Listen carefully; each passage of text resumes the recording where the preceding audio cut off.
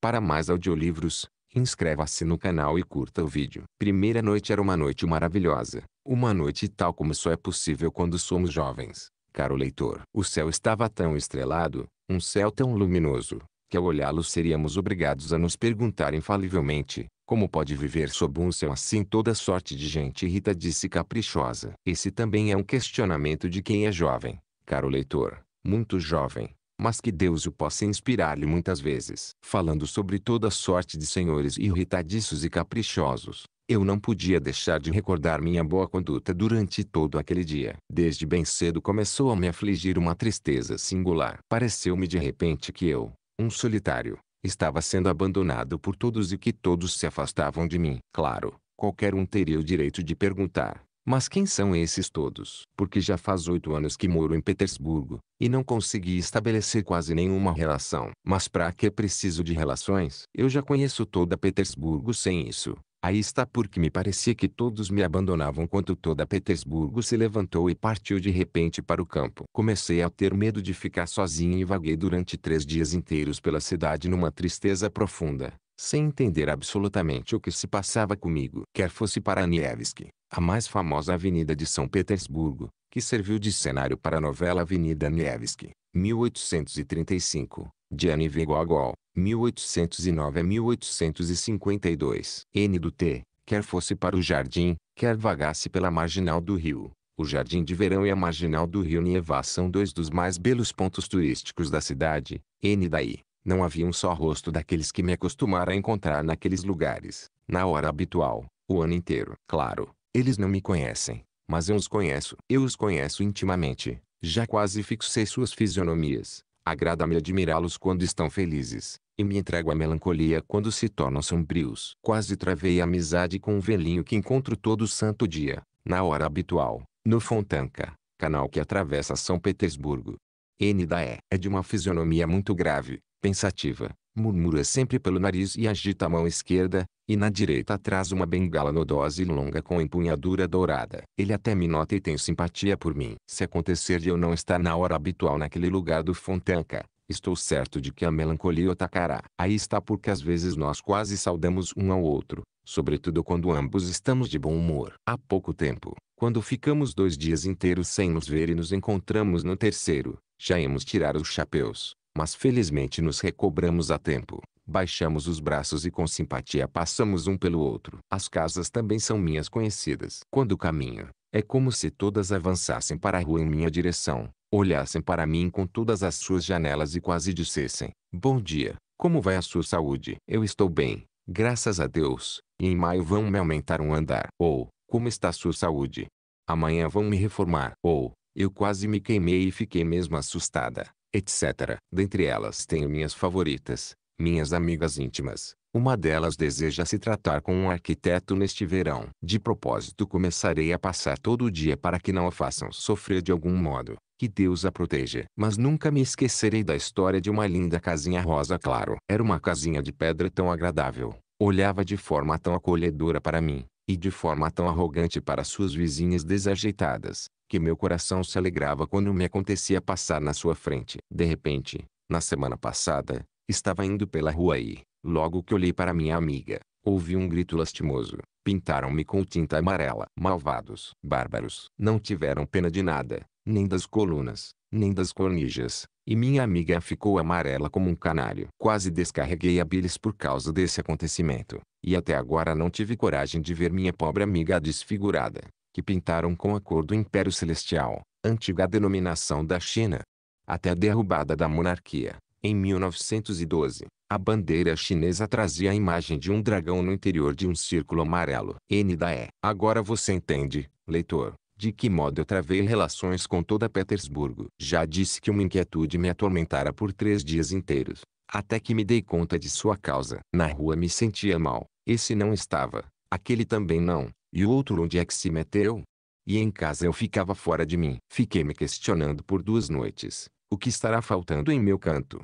Porque me incomodava tanto permanecer ali. Examinava com perplexidade minhas paredes enegrecidas, o teto coberto por teias de aranha, que Matriona cultivava com grande êxito. Reexaminava toda a minha mobília, examinava cada cadeira, pensando, Será que o mal não está aqui? Pois se uma cadeira minha não estiver como na véspera, então fico fora de mim. Olhava pela janela, mas tudo em vão. Não me aliviava nem um pouco. Cheguei ao ponto de chamar Matriona e dar-lhe uma bronca paternal por causa das teias de aranha e pelo desmazelo geral, mas ela apenas me olhou surpresa e foi embora, sem responder nenhuma palavra, e as teias de aranha ainda estão bem firmes no lugar. Somente hoje pela manhã me dei conta do negócio. Eles estão mesmo fugindo de mim para o campo. Desculpe pelo palavreado vulgar, mas não tenho ânimo para buscar um estilo elevado. Porque tudo quanto havia em Petersburgo, ou tinha se mudado, ou estava se mudando para o campo. Porque todo senhor respeitável, de certa aparência, que alugasse um cocheiro, aos meus olhos transformava-se de imediato num respeitável pai de família que, depois das tarefas de rotina, dirigia-se vestido levemente para o seio de sua família, para o campo. Porque todo passante tinha agora um aspecto tão particular que parecia dizer a qualquer um que encontrasse: senhores, estamos aqui apenas de passagem, e dentro de 2 horas partiremos para o campo. Se abria uma janela na qual tivessem tamborilado dedinhos delicados e brancos como açúcar, e surgia a cabecinha de uma moça bonita para chamar um ambulante com vasos de flores, de imediato parecia-me que só se compravam aquelas flores por comprar, isto é, não era de modo algum para se deleitar com a primavera e com as flores num apartamento asfixiante da cidade, e que muito em breve todos iam se mudar para o campo e levariam as flores consigo. Afora isso, eu fizera tais progressos em meu novo e particular gênero de descobertas, que já podia determinar infalivelmente, só pela aparência, em que aldeia vivia cada um deles. Os habitantes das ilhas Kamiany e Aptiekarsk ou da estrada de Peterov. A ilha Kamiany, juntamente com a estrada de Peterov, era um local de descanso da nobreza durante o verão. A ilha Aptiekarsk era considerada uma região menos aristocrática. Daí, distinguiam-se pela estudada elegância das maneiras, pelos trajes elegantes de verão e pelas carruagens maravilhosas nas quais vinham para a cidade. Os habitantes de Pargolovo, região onde as pessoas menos abastadas passavam o verão. Daí, e mais adiante inspiravam logo à primeira vista por sua discrição e seriedade, um visitante da ilha de Krestovsk, ilha quase toda ocupada por um parque. Daí, se distinguia pela aparência imperturbavelmente alegre. Tive ocasião de encontrar uma longa procissão de cocheiros, que iam de modo indolente com as rédeas nas mãos, junto dos carros carregados com montes inteiros de toda a espécie de mobília, mesas, cadeiras, sofás turcos e não turcos, e outros bens domésticos, sobre os quais, por cima de tudo aquilo, a miúde ocupava o lugar de honra no topo do carro uma cozinheira magra, cuidando dos bens do patrão como a menina dos olhos. Eu olhava para os barcos pesadamente carregados de utensílios domésticos que deslizavam pelo Neva ou pelo Fontanka, até o Rio Negro, rio localizado na parte continental da cidade de São Petersburgo.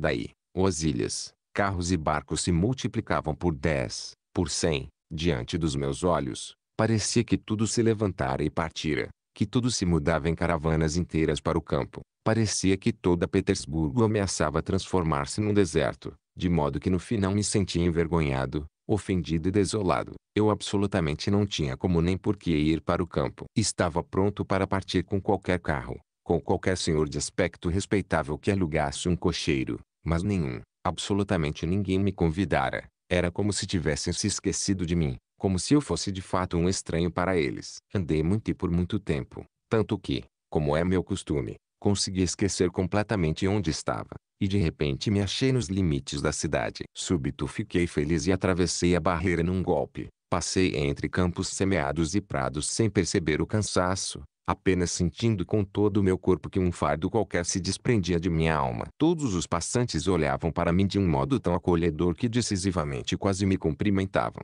Estavam todos muito contentes por alguma razão, e todos, sem exceção, fumavam charutos. Eu também estava contente como jamais me acontecera. Era como se de repente eu me achasse na Itália. Tão fortemente a natureza me surpreendia, a mim, um cidadão meio enfermo quase morrendo asfixiado entre os muros da cidade. Há algo inexplicavelmente comovedor em nossa natureza petersburguense quando, com a aproximação da primavera, ela mostra de repente todo o seu vigor, todas as forças que lhe concedeu o céu, e se cobre de veludo, se embeleza e se adorna com as flores. Involuntariamente ela me faz recordar aquela moça seca e enfermiça, para a qual você olha às vezes com piedade, às vezes com uma certa compaixão, e às vezes sequer a percebe, mas que de repente, num instante, de modo involuntário e inexplicável, Aparece surpreendentemente bela. E você? Pasme encantado. Sem querer pergunta a si mesmo. Que força fez esses olhos tristes e pensativos brilharem com fogo assim? O que trouxe sangue para essas faces pálidas e ressequidas? O que regou de paixão esses traços delicados do rosto? Por que arfa esse peito? O que trouxe tão subitamente a força, a vida e a beleza para o rosto dessa pobre moça, fazendo-o brilhar com um sorriso assim e animar-se com um riso tão brilhante e ardente? Você olha ao redor, procura por alguém, tenta compreender. Mas passa esse instante e, talvez, no dia seguinte, você encontre novamente aquele mesmo olhar distraído e pensativo de antes, aquele mesmo rosto pálido, aquela mesma docilidade e timidez nos movimentos e até mesmo um arrependimento, os vestígios de uma certa tristeza mortal e do despeito por aquele entusiasmo de um momento. Você lamentará que a beleza de um instante tenha se esgotado tão rápido e facilmente, que ela tenha brilhado de forma tão ilusória e inútil na sua frente. Lamentará até mesmo não ter tido tempo de amá-la. Mas, apesar de tudo, minha noite foi melhor que o dia. Eis como foi. Voltei para a cidade muito tarde, e já tinham soado 10 horas quando me aproximava de casa. Meu caminho seguia pela marginal do rio, onde àquela hora você não encontrará viva alma. Na verdade moro numa parte distante da cidade. Eu segui e cantava, porque quando estou feliz cantarolo sem falta algo para mim mesmo, como qualquer pessoa feliz que não tem nem amigos, nem bons conhecidos, e que num momento alegre não tem com quem dividir sua alegria. Súbito aconteceu comigo o incidente mais inesperado. Num recanto, apoiando-se no parapeito do canal, havia uma mulher. Com os cotovelos apoiados na grade, ela parecia olhar de forma muito atenta para a água turva do canal. Usava um belo chapéu amarelo e uma graciosa mantilha preta. É uma moça. E certamente morena, pensei. Parecia não ouvir os meus passos e nem mesmo se moveu quando passei por ela, prendendo a respiração e com o coração batendo fortemente. Estranho. Pensei, de certo está muito preocupada com alguma coisa. E de repente parei atônito. Ouvi um soluço espesso. Sim, eu não me enganara. A moça estava chorando. E daí um minuto mais um soluçar. E mais outro. Meu Deus. Fiquei com o coração apertado. Embora eu seja tímido com as mulheres, aquilo foi um momento tal. Voltei, caminhei em sua direção e sem dúvida teria dito: senhorita, se não soubesse que essa expressão já fora pronunciada 1000 vezes em todos os romances russos mundanos. Foi isso que me deteve. Mas enquanto eu buscava uma palavra, a moça voltou a si, olhou ao redor, se recompôs, baixou a cabeça e deslizou à minha frente pela marginal do rio. Imediatamente eu a segui, mas ela percebeu, deixou a marginal, atravessou a rua e foi pela calçada. Não ousei atravessar a rua. Meu coração palpitava como de um passarinho que fora apanhado. De repente, uma casualidade veio em meu auxílio. Naquele lado da calçada, não longe de mim a desconhecida, apareceu de repente um senhor de fraque, de idade respeitável, mas de andar não tão respeitável. Ia cambaleando e apoiando-se no muro. A moça já ia feito uma flecha, apressada e timidamente, como em geral andam todas as moças que não querem que alguém se ofereça para acompanhá-las de noite à casa. E é claro que o senhor cambaleante não alcançaria de modo algum, se minha sorte não o tivesse induzido a buscar meios artificiosos. De repente, sem dizer nenhuma palavra, o meu senhor dispara e vai a toda, correndo, no encalço de minha desconhecida. Ela ia como o vento, mas o agitado senhor a estava alcançando. Alcançou. A moça gritou. Eu agradeço ao destino pelo excelente bastão anodoso que apareceu dessa vez em minha mão direita. Num piscar de olhos achei-me naquele lado da calçada. Num piscar de olhos o senhor intruso entendeu do que se tratava. Levou em conta meu argumento irrefutável. Ficou calado e recuou. E só quando já estávamos bem longe protestou contra mim em termos muito enérgicos. Mas suas palavras quase não chegaram até nós. Dê-me o braço, disse eu à minha desconhecida, e ele não mais ousará molestá-la. Calada, ela deu-me seu braço ainda trêmulo por causa da agitação e do susto. Oh, senhor intruso, como eu lhe agradecia naquele momento. Olhei-a furtivamente. Era graciosa e morena. Eu tinha adivinhado. Em suas pestanas negras ainda brilhavam pequenas lágrimas provocadas pelo susto recente ou pela mágoa anterior. Não sei. Mas nos lábios já cintilava um sorriso. Ela também me olhou de soslaio, enrubesceu um pouco e baixou a cabeça. Está vendo? Porque a senhorita me repeliu agora há pouco. Se eu estivesse ali, nada teria acontecido. Mas eu não o conhecia. Pensei que o senhor também. E por acaso me conhece agora? Um pouquinho. Olhe, por exemplo, porque o senhor está tremendo. Oh, a senhorita adivinhou na primeira ponto de exclamação respondi, entusiasmado porque minha moça era inteligente. Isso jamais compromete a beleza. Sim, a senhorita adivinhou logo à primeira vista com quem estava lidando. Exatamente, sou tímido com as mulheres. Estou agitado, não nego. Não menos do que a senhorita estava um minuto atrás, quando aquele senhor a assustou. Estou meio assustado agora. É exatamente um sonho. Mas nem mesmo em sonho adivinhava que um dia conversaria com qualquer mulher que fosse. Como será possível? Sim, se meu braço está tremendo é porque ele nunca foi rodeado por uma mãozinha tão bonita e pequena como a sua. Estou absolutamente desacostumado das mulheres. Quer dizer, nunca me acostumei com elas. Sou um solitário. Nem mesmo sei como conversar com elas. Agora mesmo, será que não lhe disse alguma tolice? Diga-me francamente, adianto-lhe que não sou suscetível. Não, nada, nada. Pelo contrário. E já que o senhor exige que eu seja franca, então lhe direi que as mulheres gostam de uma timidez assim. E se quer saber mais, eu também gosto e não vou repeli-lo até chegar em casa. A senhorita fará. Comecei, sufocado de entusiasmo, com que eu deixe de ser tímido. E daí adeus a todos os meus métodos. Métodos? Que métodos? Do que está falando? Isto sim é ruim. Desculpe, não direi mais. Isso me escapuliu. Mas como a senhorita quer que num momento assim não tenha o desejo de agradar, talvez, bem, sim, mas pelo amor de Deus, faça o favor. Julgue quem sou. Já tenho 26 anos e nunca tive ninguém. Ora, como posso falar bem, com habilidade de forma adequada? Será melhor quando eu tiver revelado e esclarecido tudo. Eu não sei calar quando o coração fala dentro de mim. Bem, é a mesma coisa. Acredite, nenhuma mulher, nunca, nunca, nenhum conhecido. Apenas sonho todo dia que cedo ou tarde encontrarei alguém. Enfim. Ah, se a senhorita soubesse quantas vezes fiquei apaixonado dessa forma. Mas como? Por quem foi? Ora, por ninguém. Por um ideal. Por aquela que me aparecia em sonho. Crio romances inteiros em meus devaneios. Oh, a senhorita não me conhece. Na verdade não posso negar que encontrei 2 ou 3 mulheres. Mas que mulheres eram elas? Eram umas donas de casa aqui. Mas vou fazê-la rir. Vou dizer-lhe que já vezes pensei em falar assim, sem cerimônia, com alguma aristocrata na rua. Entenda-se, quando ela estivesse sozinha. Claro, falar de um modo tímido, respeitoso e apaixonado. Dizer que estou morrendo sozinho, que ela não me rechace, que não há maneira de conhecer qualquer mulher que seja. Sugerir-lhe que é até mesmo uma obrigação da mulher não rechaçar a súplica tímida de um homem tão desgraçado como eu. Enfim, tudo o que peço é tão somente que me diga umas 2 palavras fraternas, com simpatia, sem me repelir logo no primeiro passo, que acredite em minhas palavras, que ouça o que vou dizer, que ria-se mim se quiser, mas que me dê esperança, que me diga 2 palavras, só 2 palavras, mesmo que nunca mais nos encontremos. Mas a senhorita está rindo. Aliás, não é para menos. Não se zangue. Estou rindo porque o senhor é seu próprio inimigo. E se tivesse tentado talvez conseguisse, ainda que a coisa se desse na rua. Quanto mais simples melhor. Nenhuma mulher bondosa, a menos que fosse tola ou que estivesse de muito mau humor naquele momento, decidiria mandá-lo embora sem essas 2 palavras que o senhor implora tão timidamente. Aliás, que estou dizendo? É claro que tomaria o senhor por um louco. Julguei por mim mesma. Sei muito bem que tipo de gente vive neste mundo. Oh, eu lhe agradeço. Gritei. A senhorita não sabe o que acaba de fazer por mim. Está bem, mas diga-me, como o senhor sabia que eu era uma mulher assim, com a qual, bem, que o senhor considerava digna de atenção e amizade?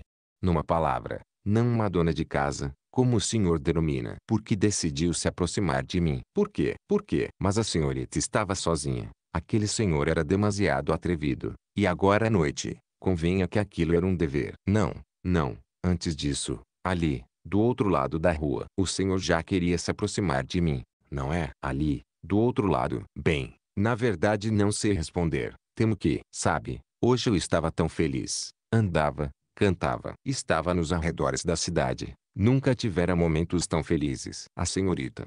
Pareceu-me, talvez. Bem, perdoe-me se a farei recordar. Pareceu-me que a senhorita estava chorando. E eu.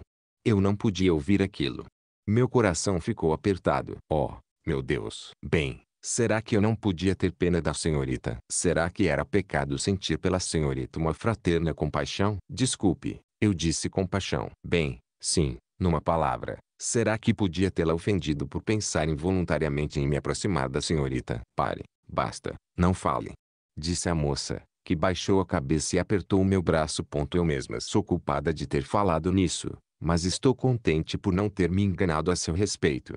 Mas já estou em casa. Preciso ir por aqui, pela viela. São 2 passos. Adeus. Agradeço-lhe. Mas será possível? Será que nunca mais nos veremos? Será que isso termina assim? Está vendo? Disse a moça rindo. No início o senhor queria apenas 2 palavras. E agora? Bem, não vou lhe dizer nada. Talvez nos encontremos. Virei aqui amanhã. Disse eu. Perdoe-me. Já estou exigindo. Sim, o senhor é impaciente. Está quase exigindo. Escute, escute. Ponto de exclamação. Interrompia. Perdoe-me se digo outra vez. Mas veja, não posso deixar de vir aqui amanhã. Sou um sonhador. Tenho tão pouca vida real que momentos assim, como este, me são tão raros que não posso deixar de reproduzi-los em meus devaneios. Vou sonhar com a senhorita a noite inteira, a semana inteira, o ano todo. Virei aqui amanhã sem falta. Exatamente aqui, a este mesmo lugar, a esta mesma hora. E ficarei feliz ao recordar o dia de hoje. Este lugar já é belo para mim. Já tenho 2 ou 3 lugares assim em Petersburgo. Uma vez até chorei por causa de uma lembrança. Assim como a senhorita. Não sei, talvez 10 minutos atrás a senhorita chorasse por causa de uma lembrança. Mas perdoe-me, esqueci de novo. Talvez um dia a senhorita tenha sido imensamente feliz aqui. Está bem, disse a moça. Talvez eu venha aqui amanhã. Também às 10 horas. Vejo que já não posso impedi-lo. De qualquer modo preciso vir aqui. Não pense que lhe concedo um encontro. Previno-lhe que preciso vir aqui por uma razão pessoal. Aí está. Bem, vou lhe dizer francamente, não há problema se o senhor vier. Em primeiro lugar, pode haver contratempos novamente, como hoje, mas isso não conta. Numa palavra, eu simplesmente queria vê-lo. Para dizer-lhe 2 palavras. Veja, apenas não vá me julgar mal. Hein? Não pense que concedo um encontro tão facilmente. Eu não concederia se, bem, que isto seja o meu segredo. Mas primeiro um acordo. Um acordo. Fale, diga logo tudo. Estou de acordo com tudo. Estou pronto para tudo. Gritei no entusiasmo. Eu respondo por mim, serei obediente, respeitoso. A senhorita me conhece. Exatamente por conhecê-la que o convido para amanhã, disse a moça rindo. Eu o conheço perfeitamente. Mas veja, venha com uma condição. Antes de mais nada, apenas faça o favor, faça o que vou pedir. Veja que estou falando francamente, não se apaixone por mim. Isto não pode ser, eu lhe asseguro. Para amizade eu estou pronta. Aqui está minha mão. Mas apaixonar-se, não, eu lhe peço. Eu lhe juro, gritei, tomando sua mãozinha. Basta, não jure, pois sei que o senhor é capaz de explodir como pólvora. Não me julgue mal por falar assim. Se o senhor soubesse, eu também não tenho ninguém com quem possa trocar uma palavra. Nem a quem pedir um conselho. Claro, não é na rua que se deve buscar conselheiros, mas o senhor é exceção. Eu o conheço tão bem como se já fôssemos amigos há 20 anos. O senhor não me trairá, não é verdade? Verá. Apenas não sei como sobreviverei a essas 24 horas. Durma bem, boa noite, e lembre-se de que confiei no senhor. Mas o senhor expressou tão bem há pouco. Será que temos de prestar contas de todo o sentimento, mesmo de uma fraterna amizade? Sabe? Isto foi dito tão bem que de imediato me ocorreu a ideia de confiar-lhe. O que? Pelo amor de Deus. O que é? Até amanhã. Que isto seja por enquanto um segredo. E melhor para o senhor. Pelo menos parecerá um romance. Talvez amanhã eu lhe diga. Talvez não. Mas antes ainda vou conversar com o senhor. Vamos nos conhecer melhor. Oh, sim. Eu lhe contarei tudo sobre mim. Mas o que é isso? É mesmo um milagre o que está acontecendo comigo. Onde estou? Meu Deus. Bem, diga. Acaso está arrependida por não ter se irritado, como faria outra, por não ter me repelido logo no início? 2 minutos, e a senhorita me fez feliz para sempre. Sim, feliz. Sei lá, talvez a senhorita me tenha reconciliado comigo mesmo, tenha dissipado as minhas dúvidas. Talvez esses momentos me prendam. Bem, amanhã eu lhe contarei tudo. A senhorita saberá tudo, tudo. Está bem, aceito. E é o senhor que começa. De acordo. Até amanhã. Até amanhã. E nos separamos. Andei a noite toda. Não podia decidir-me a voltar para casa. Eu estava tão feliz. Até amanhã.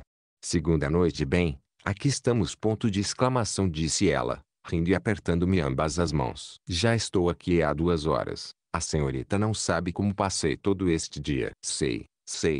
Mas vamos ao caso. Sabe por que vim? Pois não foi para tagarelar como ontem. Veja. Precisamos agir com mais juízo de agora em diante. Ontem pensei muito em tudo isso. Como assim? Como assim ter mais juízo? De minha parte, estou pronto, mas, na verdade, Nunca na vida me aconteceu nada tão ajuizado como agora. Verdade? Em primeiro lugar, peço-lhe que não aperte tanto minhas mãos. Em segundo, faço saber que hoje pensei muito no Senhor. Bem, e a que conclusão chegou? A que conclusão cheguei? Cheguei à conclusão de que é preciso começar tudo de novo. Pois no fim das contas concluí hoje que o Senhor é ainda absolutamente desconhecido para mim. Que ontem agi como criança, como uma menina, e, sem dúvida, o culpado de tudo foi o meu bom coração. Ou seja, eu me exaltei, como sempre acaba acontecendo quando nos deixamos levar pelas emoções. E para reparar o erro, decidi inteirar-me do Senhor do modo mais detalhado. Mas, como não tenho a quem indagar a seu respeito, o Senhor mesmo terá de me contar tudo, nos mínimos detalhes. Bem, que tipo de homem é o Senhor? Vamos, comece. Conte a sua história. História? Ponto de interrogação, exclamei assustado. Ponto história. Mas quem lhe disse que tem uma história? Eu não tenho história. Então como é que viveu? Se não tem história? Ponto de interrogação, interrompeu ela, rindo. Absolutamente sem qualquer história. Vivi assim, como se diz, para mim mesmo, isto é, absolutamente só, completamente só, sozinho. Compreende o que significa sozinho? Mas como assim, sozinho? Quer dizer que nunca viu ninguém? Oh não, ver eu vi. Sim, mas, apesar disso, sou sozinho. Ora, será possível que o Senhor não fale com ninguém? No sentido estrito, com ninguém. Mas quem é o Senhor afinal? Explique-se. Espere, eu adivinho. Certamente o Senhor tem uma avó, como eu. Ela é cega e por toda a vida nunca me deixa sair, tanto que já desaprendi a falar quase que totalmente. E quando dei uma escapulida, 2 anos atrás, ela percebeu que não podia deter-me. Daí me chamou e prendeu meu vestido dela com um alfinete, e desde então ficamos assim. Dias inteiros. A avó faz meias, apesar de cega, e eu fico ao seu lado cozendo-o. Lendo um livrinho em voz alta para ela. E que hábito estranho é este de ficar pregada já há 2 anos? Oh, meu Deus, que desgraça. Mas não, eu não tenho uma avó assim. Pois então, como o senhor pode ficar em casa desse jeito? Escute, a senhorita quer saber quem eu sou mesmo? Bem, sim. Sim, no sentido estrito. No sentido mais estrito. Pois bem, eu sou um tipo. Um tipo. Um tipo. Como assim? Um tipo? Ponto de interrogação, exclamou a jovem, gargalhando como se não risse há 1 ano. Ponto. É divertido estar com o senhor. Veja, há um banco aqui. Sentemos. Ninguém passa por aqui. Ninguém está nos ouvindo. Então comece a sua história. Pois o senhor não vai me convencer. O senhor tem uma história. Apenas está se escondendo. Em primeiro lugar, o que é um tipo? Um tipo? Um tipo é um original. Uma pessoa bem ridícula. Ponto de exclamação, respondi. E eu mesmo comecei a gargalhar, acompanhando seu riso infantil. Ponto. É um caráter assim. Escute, sabe o que é um sonhador? Um sonhador? Perdão, mas como não saber? Eu mesma sou uma sonhadora. Às vezes, sentada ao lado da avó, que coisas não me passam pela cabeça. Bem, daí começo a sonhar e imagino até que estou casando com um príncipe chinês. Mas às vezes é tão bom sonhar. Não, aliás, sabe Deus. Sobretudo se há algo em que pensar além disso, acrescentou a moça, desta vez bastante séria. Perfeito. Uma vez que a senhorita já se casou com o imperador chinês, então me compreenderá perfeitamente. Bem, escute. Mas, desculpe, eu ainda não sei como se chama. Finalmente, o senhor se lembrou cedo. Ah, meu Deus. É que não me ocorreu. Eu estava tão bem. Eu me chamo Nastinka, diminutivo e forma familiar de Nastasia. N do T. Nastinka. E só. Por acaso é pouco, seu insaciável? Pouco. É muito. Muito. Ao contrário, é muitíssimo. Nastinka, a senhorita é uma moça muito boa, pois desde já me permite que a chame de Nastinka. Ora, vamos. Bem, Nastinka, escute só. Aqui vai uma história bem engraçada. Sentei-me ao seu lado, fiz uma pose pedantemente séria e comecei tal como se lesse um livro. Em Petersburgo, Nastinka, se a senhorita não sabe, existem recantos bem estranhos. Nesses lugares parece que não penetra aquele mesmo sol que brilha para todos os petersburguenses, mas sim um outro, novo, enviado como que de propósito para esses recantos, e que brilha com uma luz diferente e particular. Nesses lugares, Nastinka querida, vive-se uma vida absolutamente diferente, que não se parece em nada com a que ferve à nossa volta. Uma vida que poderia existir num reino distante e desconhecido, mas não junto a nós, nesta nossa época séria, seríssima. Essa vida é uma mistura de algo puramente fantástico, calidamente ideal e, ao mesmo tempo, aí, Nastinka, palidamente prosaico e comum. para não dizer vulgar até o inverossímil. Ufa, que preâmbulo. Que mais vou ouvir? Vai ouvir, Nastenka. Parece que nunca me cansarei de chamá-la de Nastenka. Vai ouvir que nesses recantos vivem pessoas estranhas, os sonhadores. Um sonhador, se é necessário uma definição detalhada, não é um homem, mas sim, sabe, uma criatura de gênero neutro. Na maioria das vezes ele habita um recanto inacessível, como se quisesse esconder-se até da luz do dia, e uma vez que se recolhe à sua casa, gruda-se em seu canto como um caracol, ou pelo menos nesse aspecto ele se parece muito com aquele animal interessante, que é animal e casa ao mesmo tempo e que se chama tartaruga. Porque a senhorita acha que ele ama tanto as suas quatro paredes, pintadas infalivelmente de verde, defumadas, melancólicas e insuportavelmente enegrecidas de fumaça. Porque é que esse ridículo senhor, quando algum de seus raros conhecidos vem visitá-lo, e ele acaba por fazer com que todos os seus conhecidos desapareçam, porque é que esse homem ridículo o recebe com uma expressão tão confusa, tão transtornada, e num desconcerto tal como se houvesse cometido um crime entre as suas quatro paredes, como se fabricasse dinheiro falso ou escrevesse versinhos para enviar a alguma revista numa carta anônima, indicando que o verdadeiro poeta já estava morto e que um amigo seu considerava um dever sagrado publicar os seus versos. Porque, diga-me, Nastenka, a conversa não se desenrola entre esses dois interlocutores. Porque nem um riso, nem qualquer palavra animada sai da boca desse colega desconcertado que entrou de repente e que em qualquer outra situação tanto aprecia o riso, a palavra animada, as conversas sobre o belo sexo e outros temas alegres. Porque afinal esse colega, provavelmente conhecido de pouco tempo e que faz sua primeira visita, e neste caso não haverá uma segunda, já que o colega não virá outra vez, porque esse mesmo colega, apesar de toda a sua agudeza de espírito, se ele a tiver, fica tão confuso e tão encabulado ao olhar para o rosto transtornado do anfitrião, que por sua vez já teve tempo de ficar completamente atrapalhado e perder o resto de seu juízo, depois de esforços gigantescos, porém inúteis, para soltar e avivar a conversa, mostrar que também conhece a vida mundana, que sabe falar sobre o belo sexo e, ainda que através da resignação, agradar aquele pobre homem que por um engano foi parar na sua casa. Porque afinal o visitante agarra de repente o chapéu e sai depressa, tendo se lembrado subitamente de um negócio imprescindível que nunca existiu e livrando-se de qualquer maneira dos cumprimentos calorosos do anfitrião, o qual se esforça de todas as formas para mostrar seu arrependimento e reparar o que foi perdido. Porque o colega que sai, ao passar pela porta, começa a gargalhar e promete a si mesmo que nunca mais virá à casa daquele excêntrico, apesar de que, no fundo, aquele excêntrico seja um homem excelente, e ao mesmo tempo, ele não pode de maneira alguma negar à sua própria imaginação um pequeno capricho, comparar, ainda que de forma distante, a fisionomia de seu interlocutor de há pouco,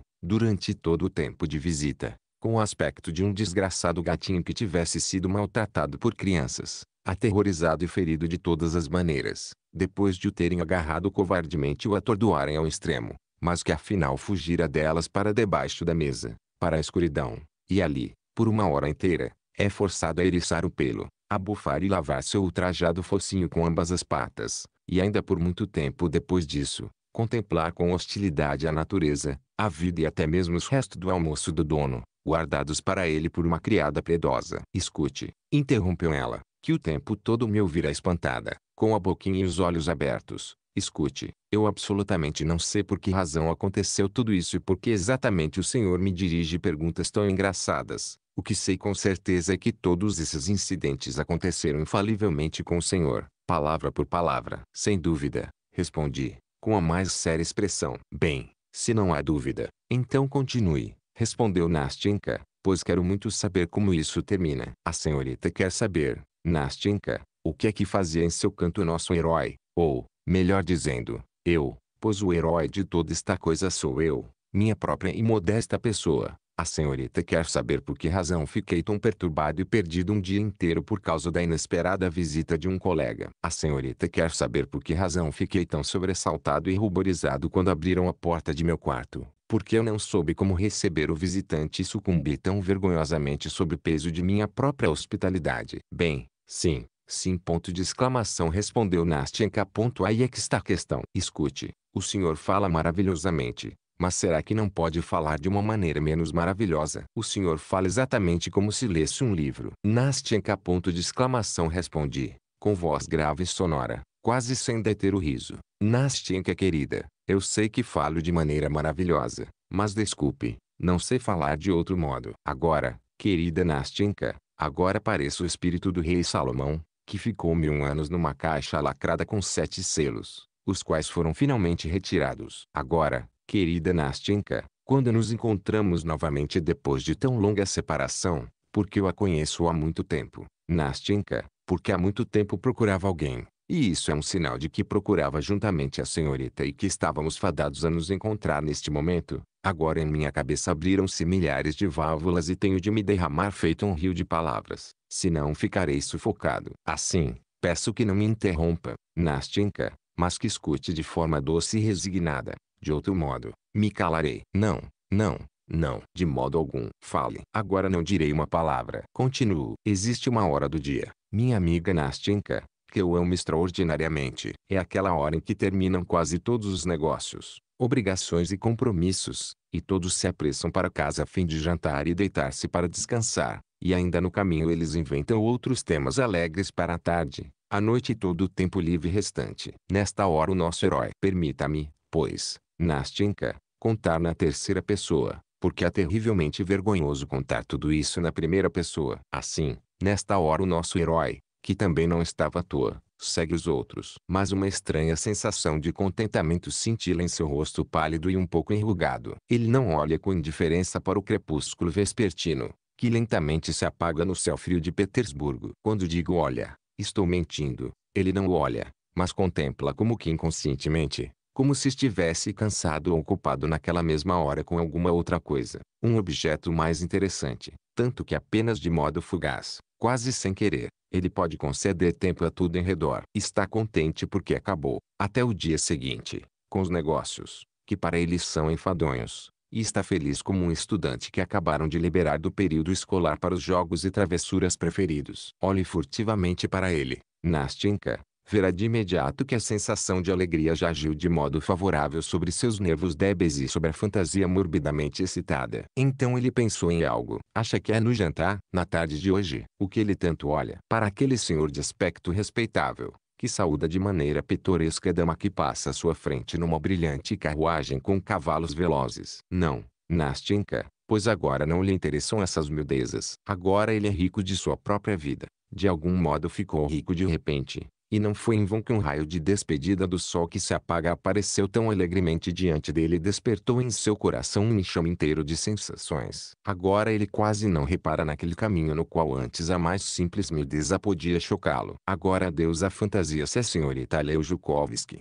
o narrador faz alusão ao poema Minha Deusa 1809, de V. Zhukovsky, 1783-1852. N. Daí, querida Nastenka, já teceu com mão caprichosa sua trama dourada e foi traçar diante dele os arabescos de uma vida fabulosa, excêntrica, e, quem sabe, talvez o tenha transportado, com sua mão caprichosa, da calçada de granito magnífico pela qual ele volta para casa, ao sétimo céu de cristal. Tente detê-lo agora.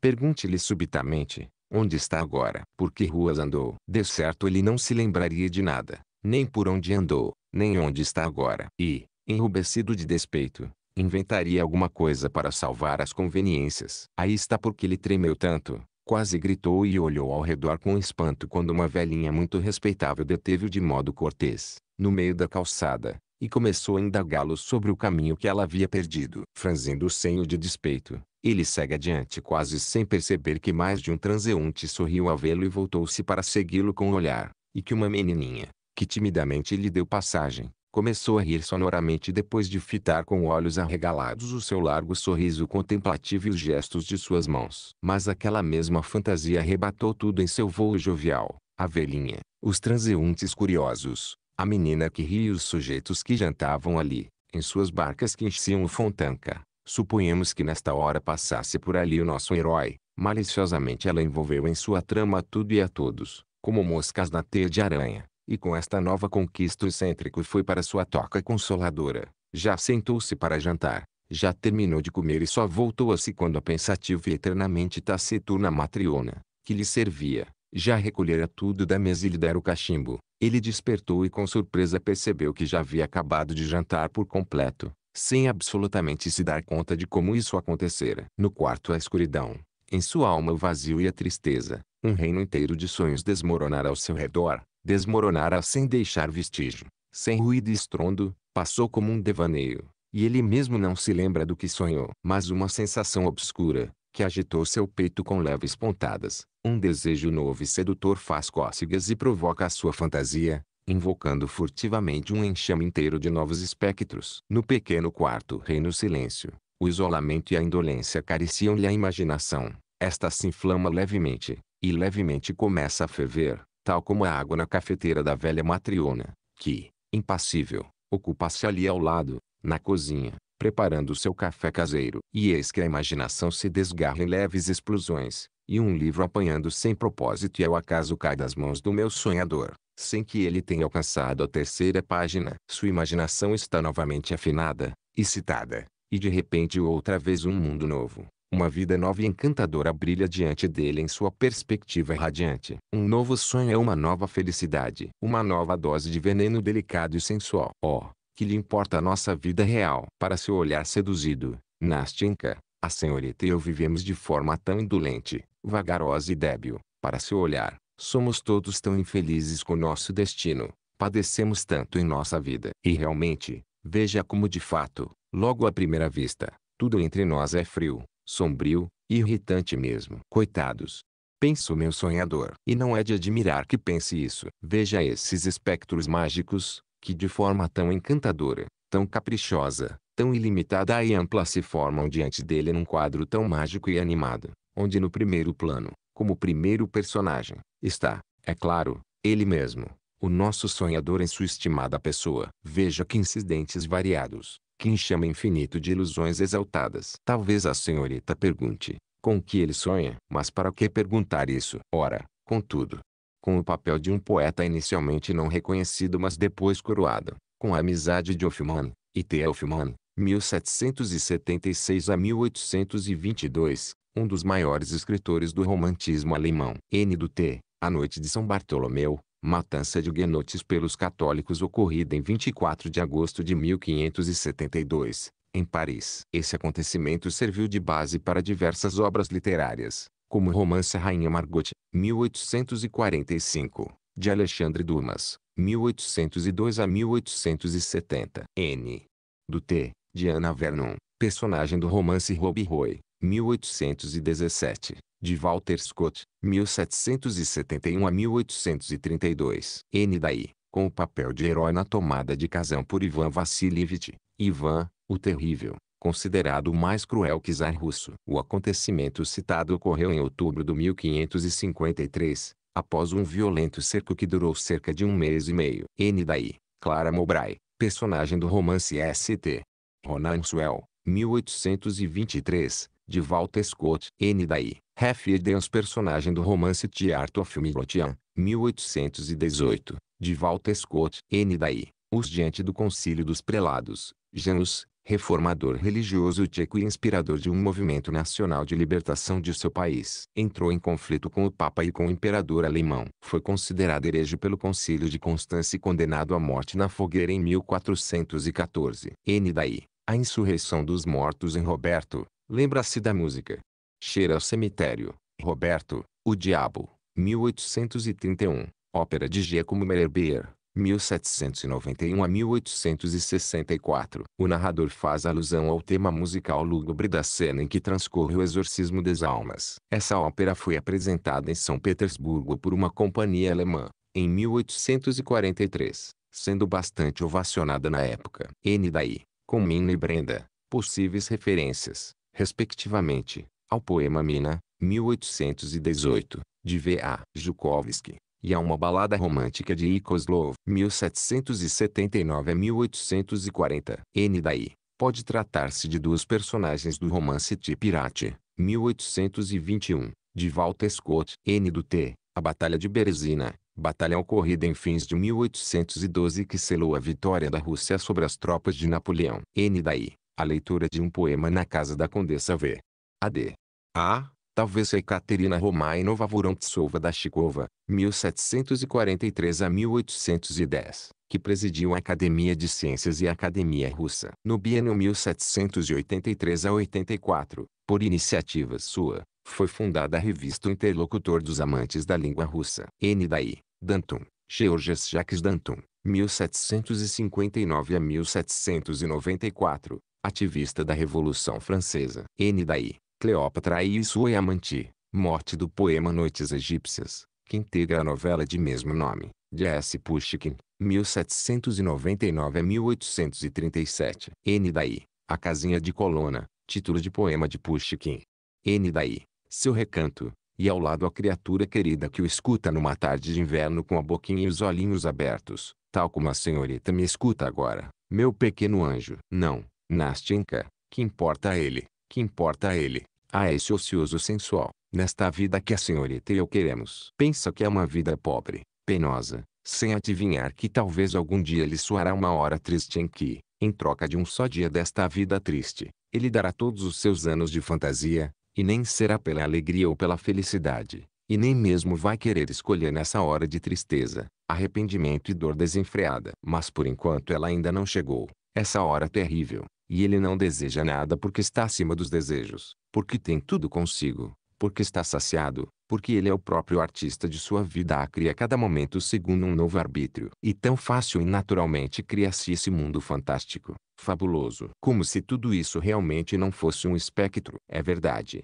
a qualquer momento está pronto a acreditar que toda essa vida não é a excitação de um sentimento, não é uma miragem, não é um engano da imaginação, mas que isto é de fato real, presente, existente. Mas diga por que razão, Nastenka, porque nesses momentos o espírito se oprime. Por quê? Por qual magia? Porque arbítrio misterioso o pulso se acelera, saltam lágrimas dos olhos do sonhador, ardem suas faces pálidas, úmidas, e toda sua existência se enche de um júbilo tão irresistível. Porque noites inteiras de insônia passam como um instante, numa alegria e numa felicidade inesgotáveis. E quando a aurora brilha com um raio rosado nas janelas e o amanhecer ilumina o quarto sombrio com sua luz incerta e fantástica, como a que temos em Petersburgo, o nosso sonhador, fatigado e atormentado, lança-se ao leito e esmorece com uma dor tão doce e atordoante no coração, por causa do entusiasmo de seu espírito doentiamente abalado. Sim, Nastenka, nós nos enganamos e sem querer acreditamos que uma paixão autêntica e verdadeira turva nossa alma,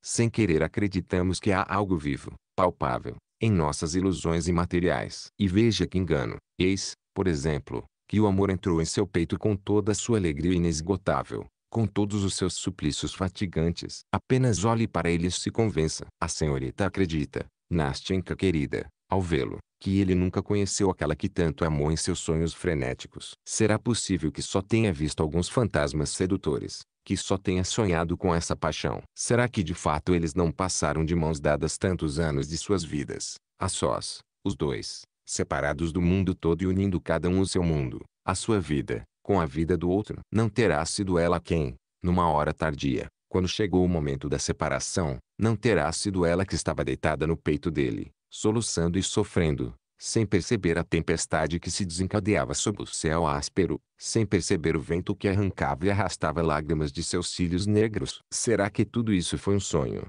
Esse jardim melancólico, abandonado e selvagem, com aleias cobertas de musgo, isolado e sombrio, onde eles andaram juntos tantas vezes, esperançosos, angustiados, amando e amando um ao outro por tanto tempo, tão longa e eternamente. E essa casa estranha e ancestral, na qual ela viveu tanto tempo triste e solitária, com o marido velho e sombrio, sempre calado e irascível, que os assustava, tímidos como crianças que melancólica e temerosamente ocultavam um do outro o seu amor. Como se atormentavam, como tinham medo, como era ingênuo e puro o seu amor e como, já percebe, Nastenka, as pessoas eram más. E será, meu Deus, que ele não a encontrou depois, longe das fronteiras de sua pátria, sob um céu estrangeiro, meridional, caloroso, na maravilhosa cidade eterna, no esplendor de um baile, ao som da música, num palácio, sem dúvida num palácio, afogado num mar de chamas, nesse balcão coberto de mirto e rosas, onde ela, ao reconhecê-lo, tirou depressa sua máscara. Depois de sussurrar estou livre, começou a tremer e lançou-se nos braços dele. gritando de entusiasmo, e, apertados um contra o outro, num instante, esqueceram a dor, a separação, todos os tormentos, a casa sombria, o velho, o jardim lúgubre na pátria distante e o banco no qual ela, com um último beijo apaixonado, escapara de seus braços dormentes numa angústia cruel. Oh, convenha, Nastenka, que era para sair voando, desconcertar-se e enrubescer como um colegial que acabara de meter no bolso uma maçã roubada do jardim vizinho, quando algum rapaz alto e saudável, divertido e gozador, seu colega não convidado, abre a porta do seu quarto e grita como se nada tivesse acontecido: "Sou eu, irmão. Cheguei neste momento de Pavlovsky. Meu Deus, o velho conde está morto. Será uma felicidade indizível." E essa gente chegando de Pavlovsky. Calei-me pateticamente após terminar minhas patéticas exclamações. Lembro-me que tinha uma terrível vontade de romper em gargalhadas de qualquer modo,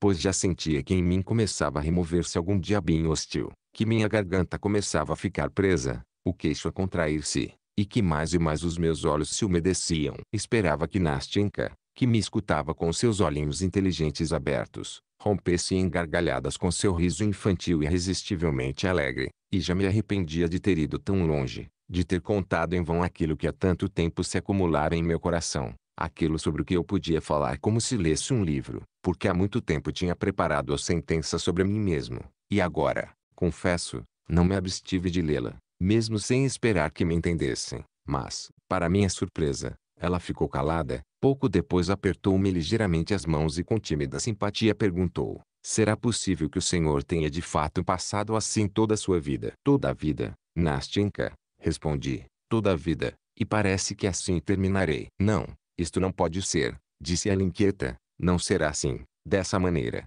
talvez. Eu aqui passarei toda a vida ao lado de minha avó." "Escute, mas sabe que não é bom viver assim?" "Sei, Nastenka, sei." Ponto de exclamação, gritei, sem conter mais o meu sentimento. E agora sei mais do que nunca que perdi inutilmente todos os meus melhores anos. Agora eu sei e o sinto ainda mais dolorosamente por ter tal consciência, porque o próprio Deus me enviou a senhorita, o meu bom anjo, para me dizer e provar isso. Agora, quando estou sentado ao seu lado e falo consigo, tenho medo de pensar no futuro, pois no futuro está novamente a solidão, novamente esta vida inútil e cheirando a mofo, e com o que vou sonhar se, desperto, fui tão feliz a seu lado. Oh, bendita seja a senhorita, minha querida, por não ter me rejeitado logo na primeira vez, porque agora posso dizer que vivi ao menos 2 noites em minha vida. Oh, não, não! Ponto de exclamação, gritou Nastenka, e pequenas lágrimas brilharam em seus olhos.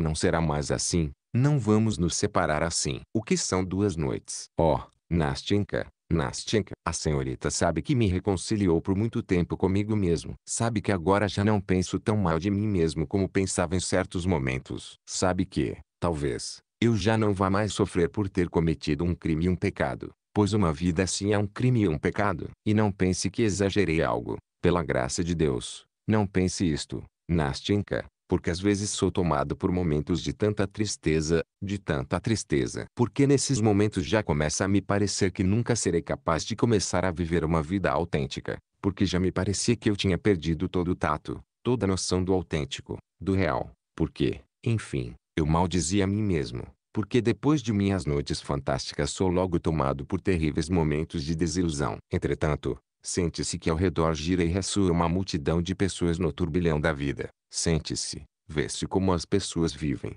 vivem de verdade. Vê-se que a vida para elas não é proibida, que a vida delas não se dissipa como um sonho, como uma visão, que a vida delas se renova eternamente, é eternamente jovem, e que nenhuma de suas horas se assemelha a outra, ao passo que a triste e monótona até vulgaridade a fantasia tímida, escrava de uma sombra, de uma ideia, escrava da primeira nuvem que cobrir de repente o sol e oprimir de tristeza o autêntico coração petersburguense, que tanto aprecia o seu sol, e que fantasia pode ver na tristeza. Sente-se que ela, essa fantasia inesgotável, finalmente se cansa, enfraquece numa tensão eterna, pois você amadurece, abandona seus antigos ideais, estes se desfazem em pó, em pedaços. Se não há outra vida, então é preciso construí-la a partir desses pedaços. E no entanto, é uma outra coisa que a alma pede e quer. E em vão o sonhador remexe, como que nas cinzas, em seus velhos sonhos, procurando nessas cinzas ao menos uma centelha para soprá-la e,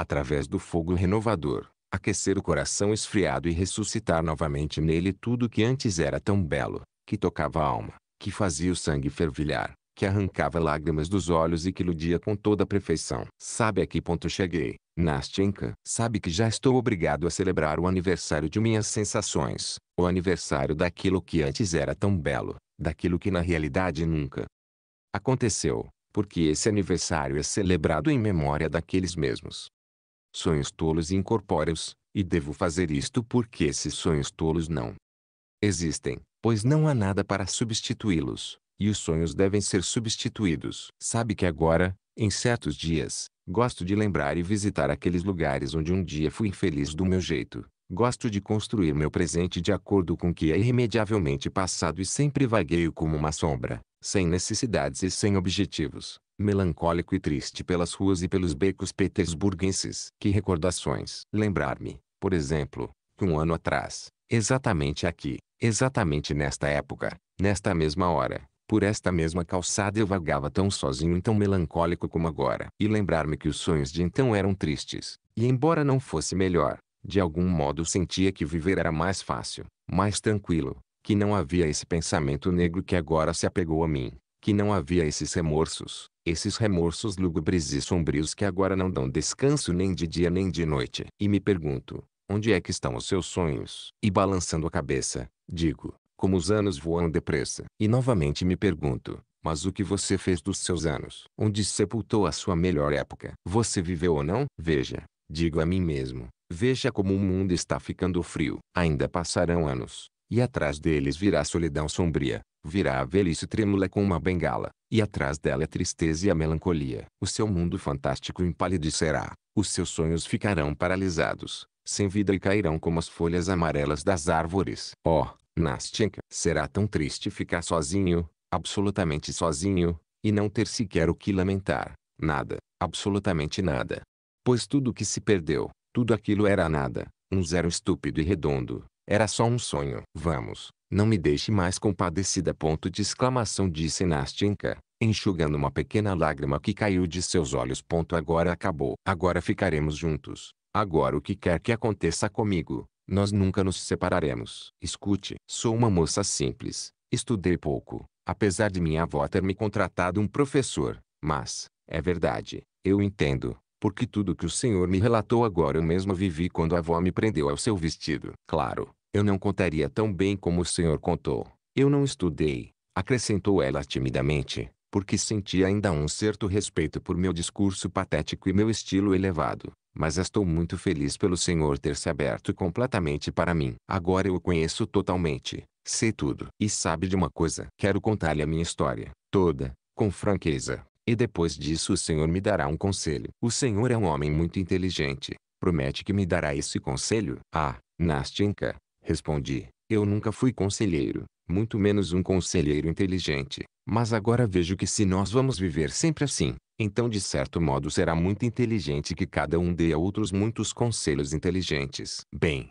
minha boa Nastenka, de que conselho precisa? Diga-me diretamente, agora estou tão feliz, ousado e inteligente que a resposta estará na ponta da língua. Não, não, ponto de exclamação, interrompeu Nastenka, rindo. Não preciso de um conselho inteligente, preciso de um conselho de coração, de irmão, como se o senhor já me amasse por toda a vida. Vamos, Nastenka. Vamos, ponto de exclamação, gritei de entusiasmo. E se eu a amasse já há 20 anos, ainda assim não amaria mais do que agora. Sua mão, ponto de exclamação, disse Nastenka. Aqui, ponto de exclamação, respondi, dando-lhe a mão. Pois bem, comecemos a minha história. A história de Nastenka, a metade da história o senhor já conhece, quer dizer, sabe que tem uma velha avó. Se a outra metade é tão curta, então...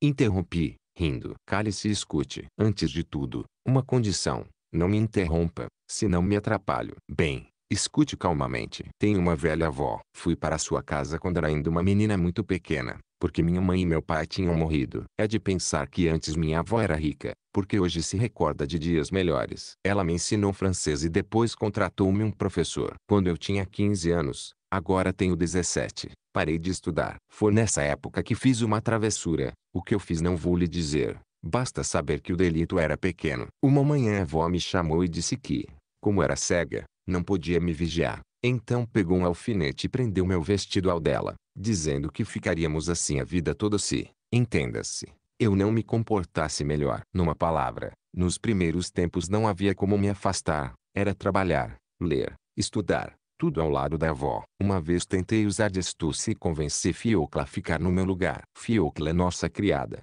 Ela é surda. Fiocla tomou o meu lugar numa hora em que a avó adormeceu, e eu fui à casa de uma amiga ali perto. Mas a coisa acabou mal. A avó despertou e perguntou algo, pensando que eu estava calmamente sentada no lugar. Fiocla viu que a avó estava perguntando, mas não entendia o que. Ficou pensando e pensando no que fazer e então soltou o alfinete e deitou a correr. A Kinastinka deteve-se e começou a gargalhar. Comecei a rir junto com ela. Imediatamente ela parou. Escute, não ria da minha avó. Estou rindo porque é engraçado. O que fazer se a avó é realmente assim? E só eu, apesar de tudo, gosto dela um pouquinho. Bem, na ocasião me custou caro.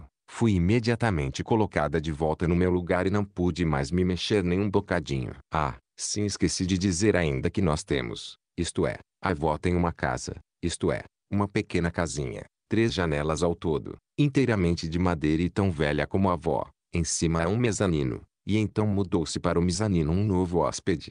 Quer dizer que antes havia um outro ponto de interrogação, observei de passagem. Claro, havia, respondeu Nastinka, e sabia ficar calado melhor do que o senhor. Na verdade, ele quase não mexia a língua. Era um velhote seco, mudo, cego, coxo, tanto que enfim já não podia viver no mundo e morreu. Então precisávamos de um outro inquilino, pois não podemos viver sem inquilino. Isto, e mais a pensão da avó, é quase todo o nosso rendimento. O novo inquilino, como que de propósito, era um homem jovem, um forasteiro que estava de passagem. Uma vez que não discutiu o preço, a avó aceitou, mas depois perguntou: e então, Nastinka, nosso inquilino é jovem ou não? Eu não queria mentir. Assim, vovó, digo, não é absolutamente jovem, mas também não é velho. Bem, e é de aparência agradável? Perguntou a avó. Outra vez não quis mentir. Sim, digo, de aparência agradável, vovó. A avó disse: ah, um castigo, um castigo. Eu lhe digo isto, minha neta, não fique olhando para ele. Que século, este? Ora essa, um inquilino tão pobre, mas de aparência agradável. Antigamente não era assim. Para a avó, tudo era antigamente. Ela era mais jovem antigamente, o sol era mais quente antigamente, as natas de leite não azedavam tão depressa antigamente, tudo antigamente. Então fiquei sentada e calada, pensando comigo, o que será que a avó está sugerindo ao perguntar se o inquilino é jovem e de boa aparência? Mas apenas pensei, e logo comecei outra vez a contar os pontos, a tecer as meias e depois esqueci completamente daquilo. Certa vez, pela manhã, o inquilino veio nos perguntar sobre a promessa que lhe fizéramos de forrar seu quarto com um papel de parede. Uma palavra puxa a outra. E a avó é tagarela. Então disse: vai ao meu quarto, Nastinka, e traga o abaco. Eu me levantei imediatamente, toda corada, não sei porquê, e esqueci que estava presa, ao invés de soltar o alfinete discretamente para que o inquilino não percebesse. Dei um salto de tal modo que a poltrona da avó veio junto comigo. Ao ver que o inquilino agora sabia tudo sobre mim, fiquei corada, pregada no lugar, e de repente comecei a chorar. Fiquei tão envergonhada e amargurada que tive vontade de sumir. A avó gritou: por que está aí parada? E eu ainda pior. O inquilino, vendo aquilo, percebeu que eu me envergonhava por sua causa, despediu-se e saiu imediatamente. Desde então, ao menor ruído no teto eu ficava como morta. Pensava logo que era o inquilino que vinha e discretamente soltava o alfinete. Só que não era, ele não vinha. Passaram-se 2 semanas, o inquilino mandou dizer através de Fiocla que tinha muitos livros franceses, que eram livros bons e podiam ser lidos, e perguntar se a avó não gostaria que eu os lesse para ela a fim de passar o tempo. A avó concordou agradecida, apenas perguntou se os livros eram decentes ou não, pois se fossem indecente, disse, então você não pode ler, Nastinka, porque aprenderá coisas feias.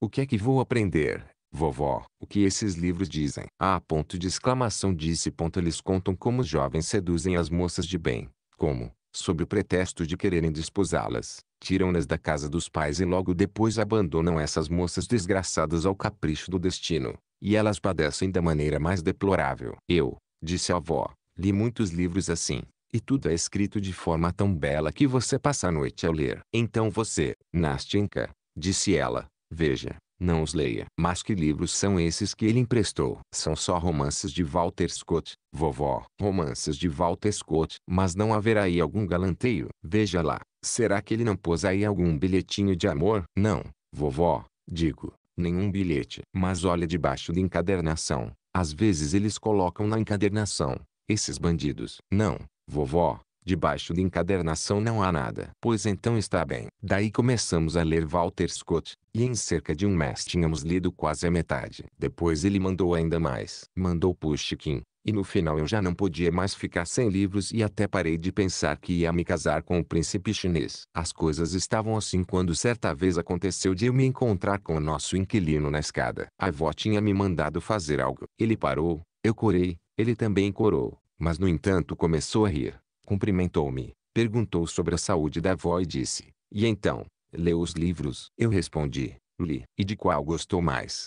Disse. E eu: "Gostei mais de Van Wee e Pushkin." E dessa vez terminou assim. Uma semana depois topei novamente com ele na escada. Desta vez a avó não tinha mandado, mas eu mesma precisava de algo. Passava das 2 horas, e o inquilino chegava a casa nessa hora. "Boa tarde", disse ele. E eu: "Boa tarde." "E então?" disse. "A senhorita não se aborrece de ficar sentada o dia inteiro com sua avó?" Logo que ele me perguntou isso eu corei, não sei por quê. Fiquei envergonhada e novamente ofendida, sem dúvida pelo fato de que os outros já começavam a perguntar a respeito daquilo. Eu queria sair sem responder, mas não tive forças.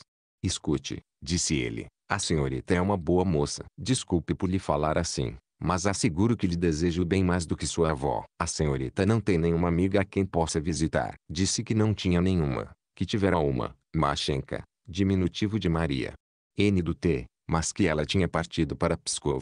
"Escute", disse, "quer ir comigo ao teatro?" "Ao teatro?" "Mas e minha avó?" "Ora", disse ele, escondido da avó. "Não, não quero enganar a avó." "Adeus." "Bem, adeus", disse ele, e não acrescentou mais nada. Logo depois do almoço ele veio até nós, sentou-se, conversou por muito tempo com a avó, perguntou se ela saía para algum lugar, se tinha conhecidos, e de repente disse: "Hoje comprei um camarote para a ópera, estão apresentando O Barbeiro de Sevilha." O Barbeiro de Sevilha, 1816. Célebre ópera de Giacomo Antonio Rossini, 1792 a 1868. Sobre comédia de Belmarchais. N do T. Uns conhecidos meus queriam ir, mas desistiram, e eu fiquei com o bilhete na mão. "O Barbeiro de Sevilha!" Ponto de exclamação, gritou a avó. Mas é aquele mesmo barbeiro que apresentavam antigamente. "Sim", disse ele, "aquele mesmo barbeiro." E deu uma olhada para mim. Eu já entendera tudo, corei, e meu coração começou a pular de esperança. "Mas como?" disse a avó. "Como não conhecer? No passado eu mesma representei Rosina no teatro de nossa casa." "E não quer ir hoje?" Ponto de interrogação, disse o inquilino. "Senão, meu bilhete não servirá para nada." "Sim, certamente iremos", disse a avó. "Por que não ir? Afinal, minha Nastenka nunca esteve num teatro." "Meu Deus, que alegria!" Imediatamente nos arrumamos, nos preparamos e partimos. A avó, apesar de cega, queria ouvir a música, e além disso é uma boa velhinha. Mais do que tudo ela queria me entreter. Nunca teríamos ido por nós mesmas. Que impressão tive do Barbeiro de Sevilha eu não lhe direi. Digo apenas que durante toda aquela noite nosso inquilino me olhava de maneira tão agradável, falava de maneira tão agradável, que vi imediatamente que pela manhã quisera me pôr à prova, quando propôs que eu saísse sozinha com ele. Mas que alegria! Fui me deitar tão orgulhosa, tão contente, o coração batendo tanto, que tive um pouco de febre e delirei a noite toda com o Barbeiro de Sevilha. Eu pensava que depois disso ele viria com mais e mais frequência, mas não foi assim. Ele parou de vir quase totalmente. Apenas uma vez por mês aparecia para nos convidar ao teatro. Depois, fomos de novo 2 vezes. Mas então eu não estava totalmente feliz. Vi que ele simplesmente tinha pena de mim pelo fato de eu estar presa daquele jeito à avó, e mais nada. Quanto mais o tempo passava, mais me irritava. Não podia ficar sentada, não podia ler, não podia trabalhar. Às vezes ria e fazia algo para irritar a avó, outras vezes simplesmente chorava. Por fim, emagreci e quase fiquei doente. A temporada de ópera passou, e o inquilino parou de nos visitar. Quando nos encontrávamos, sempre naquela escada, naturalmente, cumprimentava tão calado, tão sério, como se não quisesse falar.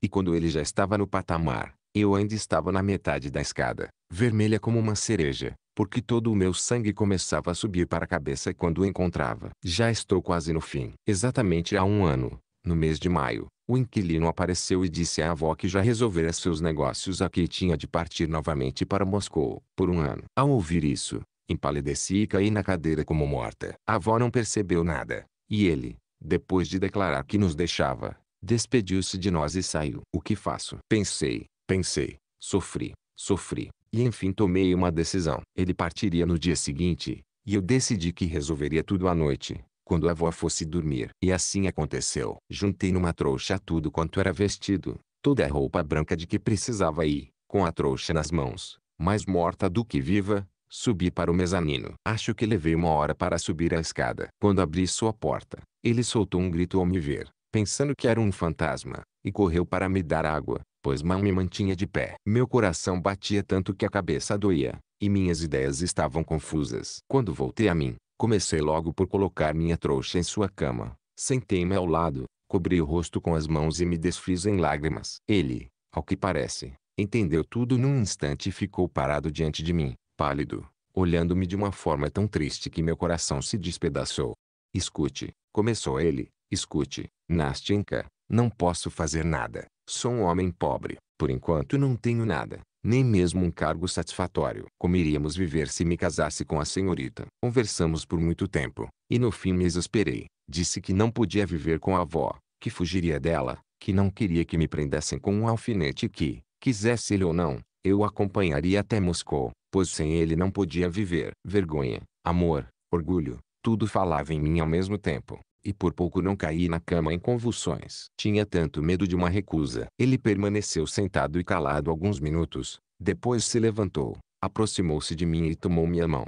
Escute, minha boa, minha querida Nastenka.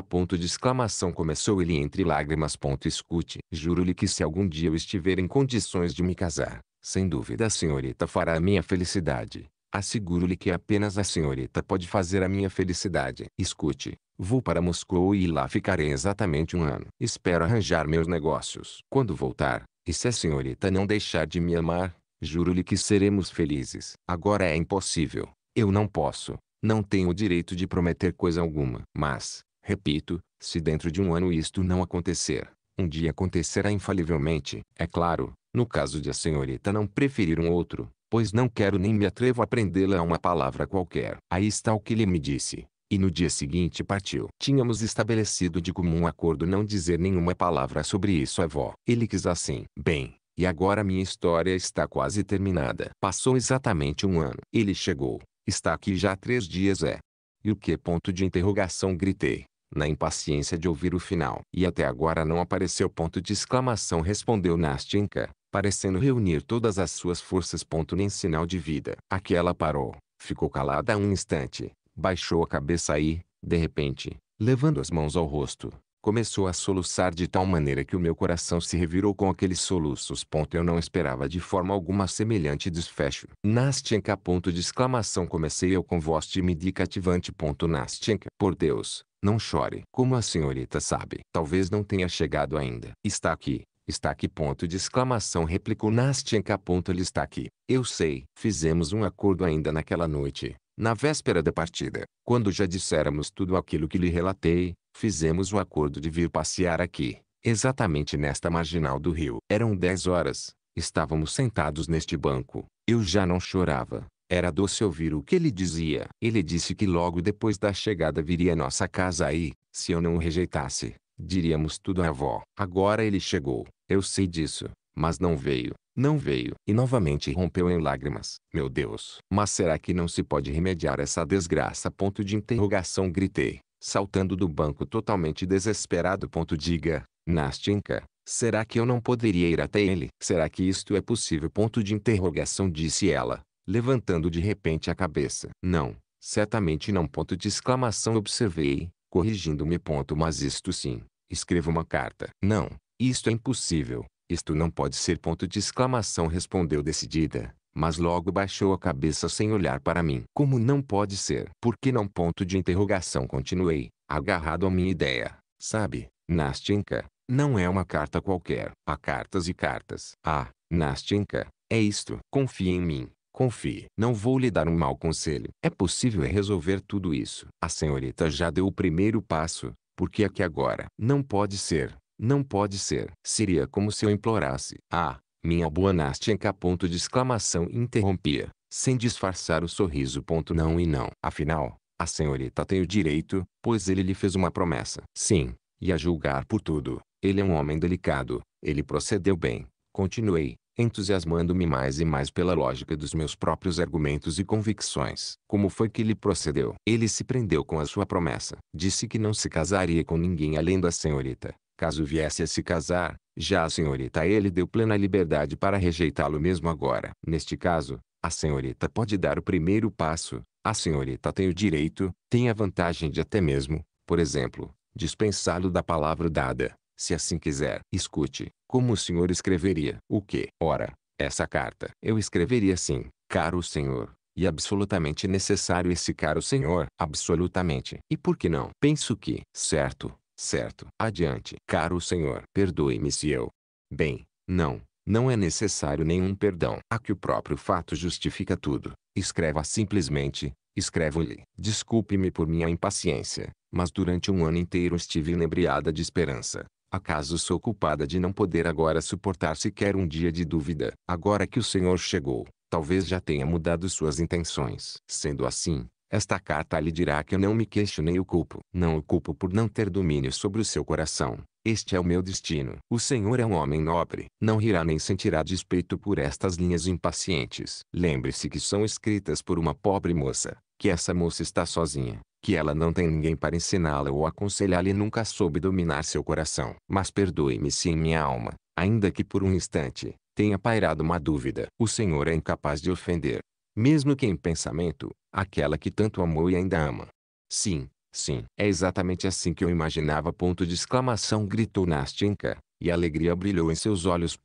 O senhor resolveu as minhas dúvidas. Foi o próprio Deus que o enviou a mim. Eu lhe agradeço. Agradeço. Por quê? Por Deus ter me enviado. Ponto de interrogação respondi, olhando com entusiasmo para o seu rostinho alegre. Sim, que seja por isso. Ah, Nastenka, de fato agradecemos a certas pessoas apenas por viverem conosco. Eu lhe agradeço por ter me concedido este encontro, e porque vou me lembrar da senhorita por um século inteiro. Bem, basta, basta. E agora escute uma coisa. Tínhamos combinado que, assim que ele chegasse, imediatamente avisaria deixando uma carta para mim num certo lugar, na casa de uns conhecidos meus. Gente simples e bondosa que não sabe sobre isto. Ou, se não fosse possível escrever, visto que numa carta nem sempre se diz tudo, então no mesmo dia em que chegasse ele viria para cá, exatamente às 10 horas, onde havíamos combinado de nos encontrar. De sua chegada eu já sei, mas este já é o terceiro dia e nada de carta nem dele. Saia de perto da avó pela manhã é impossível. Entregue minha carta ao senhor mesmo aquele gente bondosa de quem lhe falei.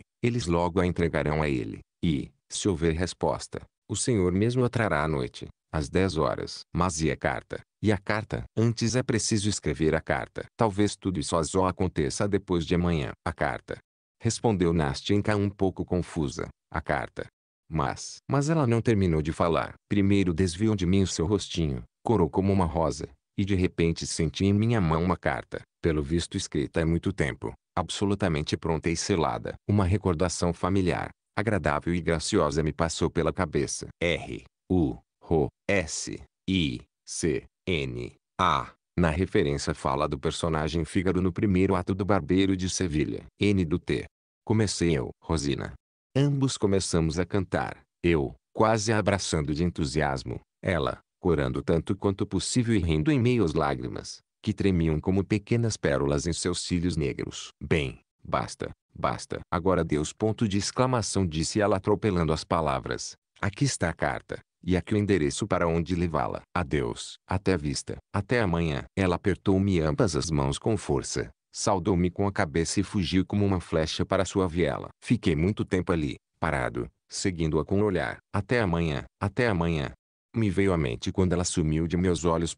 Terceira noite. Hoje o dia foi triste, chuvoso, sem luz, exatamente como minha velhice futura. Fui oprimido por pensamentos tão estranhos e sensações tão sombrias. Questões ainda tão obscuras acumulavam-se em minha cabeça, E era como se eu não tivesse forças nem vontade de resolvê-las. Não cabia a mim resolver tudo aquilo. Hoje não nos veremos. Ontem, quando nos despedimos, nuvens começavam a cobrir o céu e erguia-se um nevoeiro. Eu disse que o dia seguinte seria feio. Ela não respondeu. Não queria falar contra si mesma. Para ela, este dia seria luminoso e claro, e nenhuma nuvenzinha iria encobrir a sua felicidade. Se chover, não nos veremos. Ponto de exclamação, disse ela. Eu não virei. Pensei que ela não se importaria com a chuva de hoje. No entanto, não veio. Ontem foi o nosso terceiro encontro, nossa terceira noite branca. Entretanto, como a alegria e a felicidade tornam bela uma pessoa. Como ferve de amor o coração. Parece que queremos derramar o coração inteiro num outro coração. Queremos que tudo esteja contente, que tudo sorria. E como é contagiosa a alegria. Ontem havia tanto prazer nas palavras dela, tanta bondade para comigo em seu coração. Como ela cuidava de mim, como me acariciava, como animava e afagava meu coração. Oh, quanto coquetismo por causa da felicidade. E eu tomava tudo por coisa certa. Pensava que ela. Mas, meu Deus, como pude pensar isso? Como pude ser tão cego, quando tudo já fora tomado por outro e nada era meu? Quando, enfim, até mesmo aquela sua ternura, seus cuidados, seu amor. Sim, o seu amor por mim não era outra coisa senão alegria pelo encontro iminente com outro, o desejo de me contagiar com a sua felicidade. Como ele não veio, e esperamos em vão. Ela franziu o senho, ficou tímida e temerosa. Todos os seus movimentos, todas as suas palavras já ficaram menos suaves, joviais e alegres. E, coisa estranha, ela dobrou sua atenção para comigo, como se instintivamente desejasse derramar sobre mim o que desejava para si mesma, por temer que aquilo não se realizasse. Minha Nastenka ficou tão tímida, tão assustada que parecia ter entendido afinal que eu a amava e sentiu piedade do meu pobre amor. Pois quando estamos infelizes sentimos mais fortemente a infelicidade dos outros. O sentimento não se esfacela, mas sim concentra-se. Fui até ela com o coração carregado e a duras penas aguardei o encontro. Não pressenti o que iria experimentar. Não pressenti que tudo terminaria daquele jeito. Ela estava radiante. Esperava uma resposta. A resposta era ele mesmo. Ele devia vir,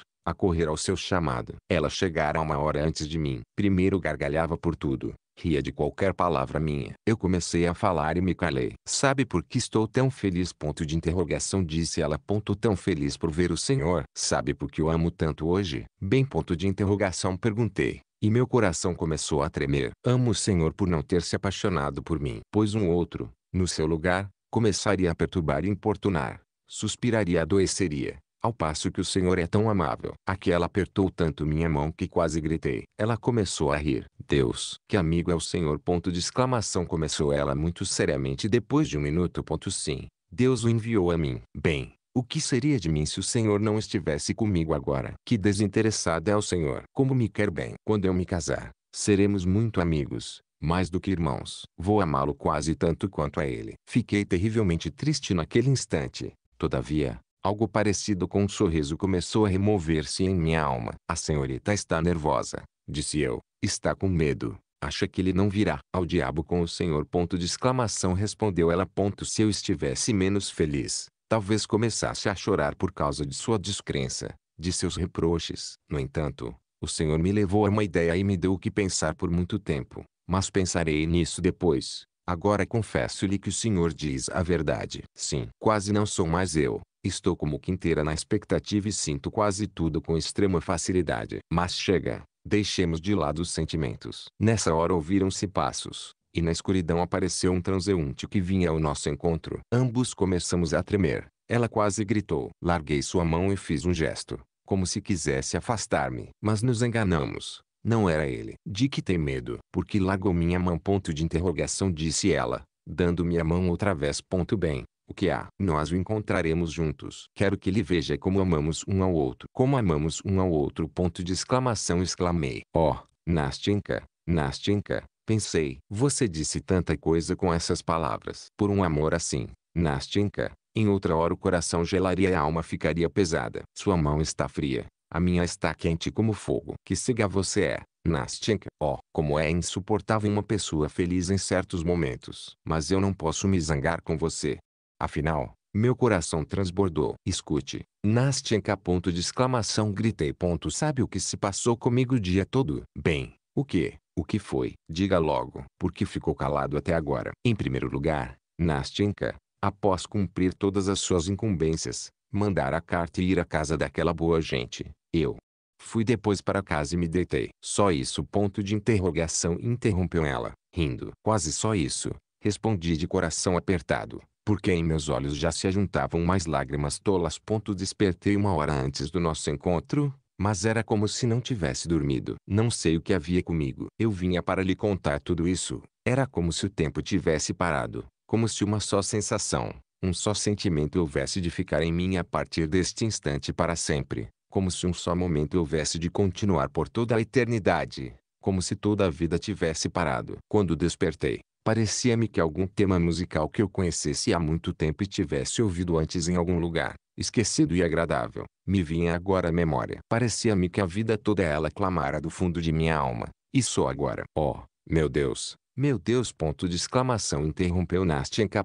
Como pode ser tudo isso? Não entendo uma palavra. Ah, Nastenka. Eu queria de algum modo lhe explicar essa estranha impressão. Comecei com uma voz lastimosa, na qual escondia-se uma esperança, ainda que remota. Chega, pare, chega! Ponto de exclamação, disse ela, e num instante adivinhou tudo. A marota. De repente ela ficou extraordinariamente falante, alegre e travessa. Tomou-me pelo braço, rindo, querendo que eu também risse. E cada uma de minhas palavras confusas era respondida por um riso tão sonoro, tão longo. Comecei a me zangar, e de repente ela partiu para o coquetismo. Escute, começou ela. Estou um pouquinho despeitada pelo senhor não ter se apaixonado por mim. Tente entender um homem depois disso. Mas mesmo assim, senhor inflexível, não pode deixar de me elogiar por eu ser tão espontânea. Eu lhe digo tudo, tudo, qualquer tolice que me passa pela cabeça. Escute, parece que são 11 horas. Não é? Ponto de interrogação, disse eu, quando o som cadenciado de um sino ressoou numa distante torre da cidade. Ela parou de repente, deixou de rir e começou a contar. Sim, 11, disse ela afinal, com voz tímida e indecisa.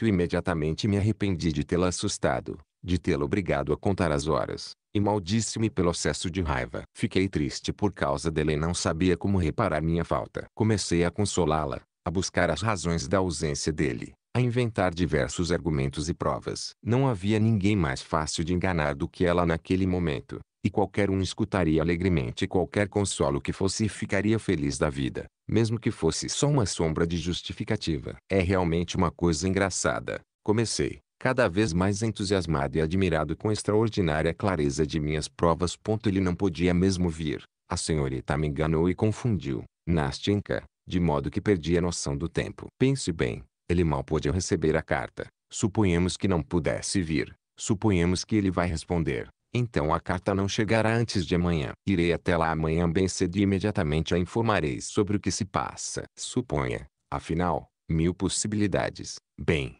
e se ele não estava em casa quando a carta chegou e, talvez, até agora não a leu? Tudo pode acontecer. Sim, sim. Ponto de exclamação, respondeu Nastenka.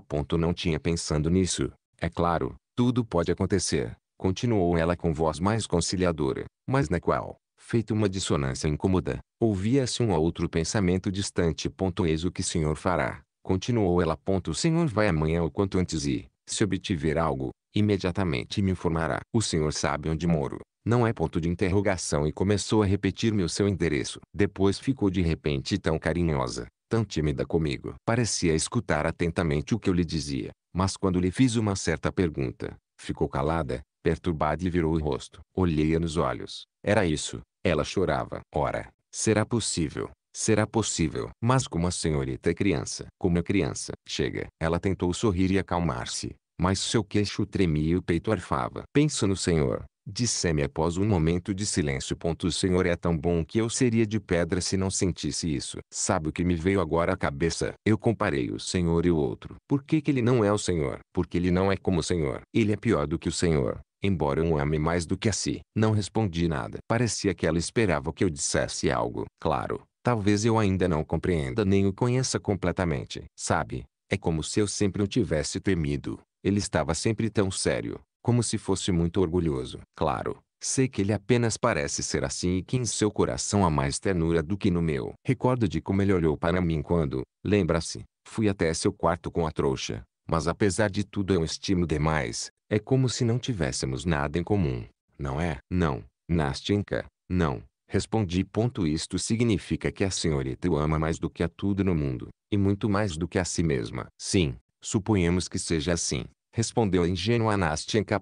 Sabe o que me veio agora à cabeça? Mas agora não é dele que vou falar, e sim de algo mais geral. Tudo isso me veio à cabeça há muito tempo. Escute, porque nós todos não somos como irmãos. Porque parece sempre que até o melhor dos homens esconde algo do outro e se cala diante dele. Por que não dizer logo, diretamente, o que está no coração? Se sabemos que não serão palavras ao vento. Mas todos aparentam ser mais duros do que realmente são. É como se todos temessem ofender seus sentimentos ao expressá-los muito depressa. Ah, Nastenka, a senhorita diz a verdade. E isso tem muitas razões. Interrompi, reprimindo naquele instante mais do que nunca os meus sentimentos. Não, não.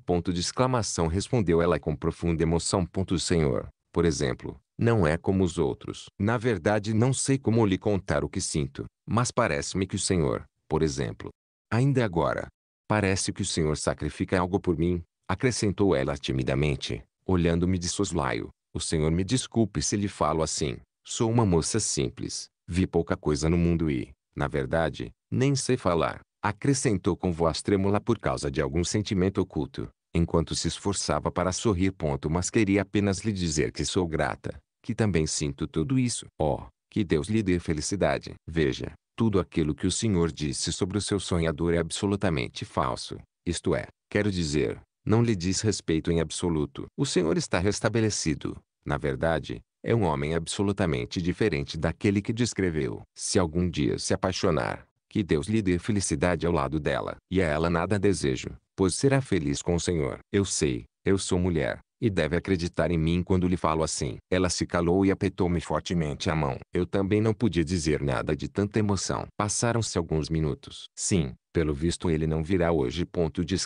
Disse ela afinal, levantando a cabeça. É tarde. Ele virá amanhã, disse eu com voz mais firme e convincente. Sim, acrescentou ela, alegrando-se. Eu mesma vejo agora que ele só virá amanhã. Bem, até a vista. Até amanhã. Se chover, talvez eu não venha. Mas depois de amanhã virei. Virei sem falta. Haja o que houver, esteja aqui sem falta. Quero ver o Senhor, pois vou lhe contar tudo. E depois, quando nos despedimos, ela me deu a mão e disse, fitando-me serenamente, agora ficaremos para sempre juntos. Não é verdade? Oh, Nastenka, Nastenka, se você soubesse em que solidão estou agora. Quando soaram 9 horas, não consegui permanecer no quarto. Vesti-me e saí, apesar do tempo ruim. Eu estava ali, sentado em nosso banco. Andei por sua viela, mas fiquei com vergonha e voltei sem olhar para as janelas, chegando a 2 passos de sua casa. Cheguei em casa numa tristeza tamanha como nunca havia sentido. Que tempo úmido e tedioso. Se estivesse um tempo bom,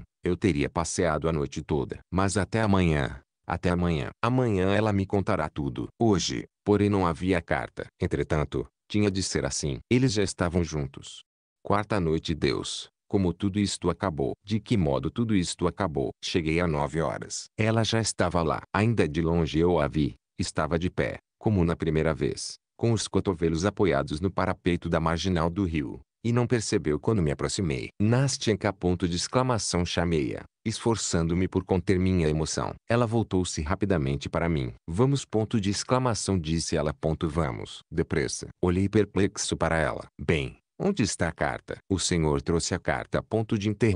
Repetiu ela, agarrando-se ao parapeito. Não, não tenho carta. Disse eu ao final. Quem sabe ele ainda não chegou? Ela empalideceu terrivelmente e por muito tempo ficou olhando imóvel para mim. Eu destruíra sua última esperança. Bem, que o diabo o carregue!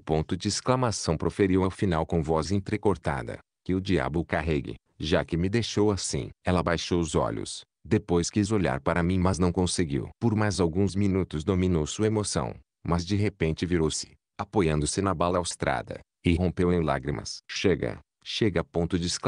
Disse eu, mas ao olhar para ela faltaram-me forças para continuar. E o que eu poderia dizer? Não me console, disse ela, chorando. Não fale dele. Não diga que ele virá, que não me abandonou de forma tão cruel, tão desumana, como fez. Por quê? Por quê? Será que foi algo na minha carta? Naquela carta infeliz? Neste ponto, os soluços cortaram sua voz. Olhando para ela, meu coração explodiu. Oh, como isto é cruelmente desumano!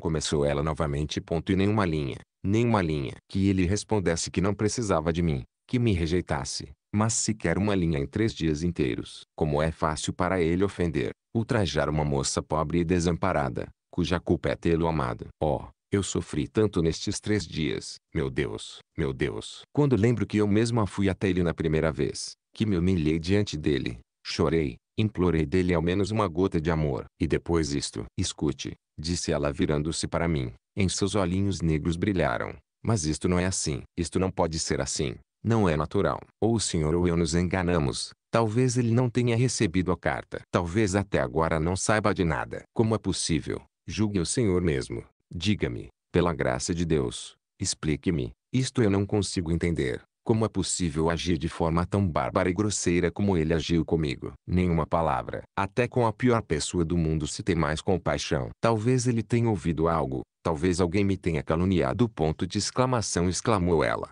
virando-se para mim com uma pergunta. O quê? O que o senhor acha? Escute, Nastinka. Vou amanhã até a casa dele em seu nome. E então, vou indagá-lo sobre tudo e contarei tudo a ele. E então, a senhorita escreva uma carta. Não diga não, Nastinka, não diga não. Vou obrigá-lo a respeitar a sua conduta. Ele saberá tudo. E se não, meu amigo, não, interrompeu ela. Basta. Nem mais uma palavra, nem mais uma palavra, nem uma linha sequer. Basta. Não o conheço, não o amo mais. Que serei. Não concluiu a frase. Acalme-se, acalme-se. Sente-se aqui, Nastinka. Ponto de exclamação, disse eu, ajudando-o a sentar-se no banco. Eu estou calma. Chega. São lágrimas. Isto secará. Pensa que vou me arruinar, que vou me afogar. Meu coração estava carregado. Eu queria falar, mas não podia. Escute. Ponto de exclamação, continuou ela, tomando-me pela mão. Diga, o senhor não agiria assim, não é? Não abandonaria aquela que veio até o senhor. Não zombaria de seu débil e tolo coração com tamanha insolência, não é? O senhor a pouparia. Não consideraria que ela estava sozinha, que não sabia guiar-se por si mesma, que não sabia proteger-se contra esse amor, que não era culpada, que ela, afinal, não era culpada, que ela não fez nada. Oh, meu Deus, meu Deus. Nastinka. Ponto de exclamação, gritei afinal, não podendo mais dominar minha emoção. Nastinka, a senhorita está me dilacerando. Não posso me calar. Eu tenho de falar,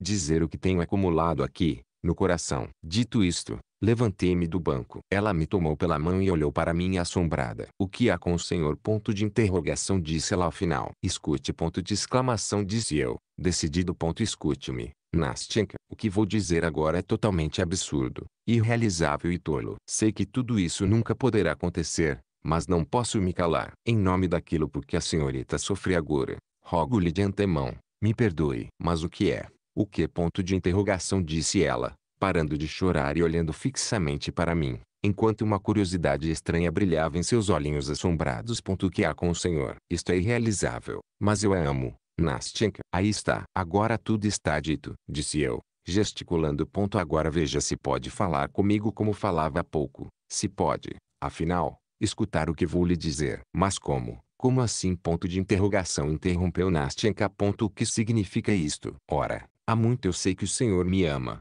mas pensava que me amasse apenas de um modo simples. Ah, meu Deus, meu Deus. No começo era simples, Nastinka, mas agora estou exatamente como a senhorita, quando fui até ele com sua trouxa. Pior ainda, Nastinka, pois ele não amava ninguém então. Mas a senhorita ama. Nastinka ficou completamente confusa. Suas faces inflamaram-se. Ela baixou os olhos. O que fazer, Nastinka? Que posso fazer? Sou culpado. Eu abusei. Mas não sou culpado, Nastinka. Eu percebo, sinto, pois meu coração me diz que estou certo, porque não posso de modo algum ofendê-la, nem insultá-la. Eu era seu amigo, bem, e mesmo agora sou seu amigo. Não mudei em nada. Veja, agora derramo lágrimas, Nastinka. Que caiam, que caiam. Elas não perturbam ninguém. Elas ficarão, Nastinka. Mas sente-se, sente-se, disse ela, forçando-me a sentar no banco. Oh, meu Deus. Não, Nastinka, não vou me sentar. Já não posso mais ficar aqui. A senhorita já não pode mais me ver. Vou dizer tudo e partir. Apenas quero dizer que a senhorita nunca saberia que eu a amo. Eu enterraria o meu segredo. Não começaria a dilacerá-la agora, justo neste momento, com meu egoísmo. Não. Mas não pude suportar. A senhorita mesma falou disso. A senhorita mesma é culpada, culpada de tudo. e não eu. A senhorita não pode me mandar embora. Ora essa. Não, eu não vou mandá-lo embora. Não ponto de exclamação disse Nastinka, escondendo como podia sua confusão. A pobrezinha não me mandará embora. Não. Eu mesmo queria fugir da senhorita. E vou partir. Apenas direi tudo primeiro, pois enquanto a senhorita falava eu não podia permanecer sentado. Quando a senhorita chorava, quando se dilacerava por causa daquele. Bem, daquele, direi com todas as letras, Nastinka, daquele que a rejeitou, daquele que recusou seu amor. Eu senti, percebi que em meu coração havia tanto amor por si, Nastinka, tanto amor. E fiquei tão amargurado por não poder ajudá-la com este amor, que meu coração explodiu. E eu não pude me calar e tive de dizer, Nastinka, tive de dizer, sim, sim, fale-me. Fale assim comigo. Ponto de exclamação disse Nastinka com indescritível agitação. Pode parecer estranho que eu lhe fale assim, mas depois lhe direi. Eu lhe contarei tudo. A senhorita tem pena de mim, Nastinka, simplesmente tem pena de mim, minha amiga. O que passou, passou. O que está dito não volta. Não é assim? Bem, agora sabe de tudo. Aí está o ponto de partida. Está bem. Agora está tudo bem. Apenas escute. Quando estávamos sentados e chorávamos, eu pensava comigo, deixe-me dizer o que pensava. Eu pensava que, bem, claro, isto é impossível, Nastinka, pensava que a senhorita. Pensava que a senhorita de algum modo.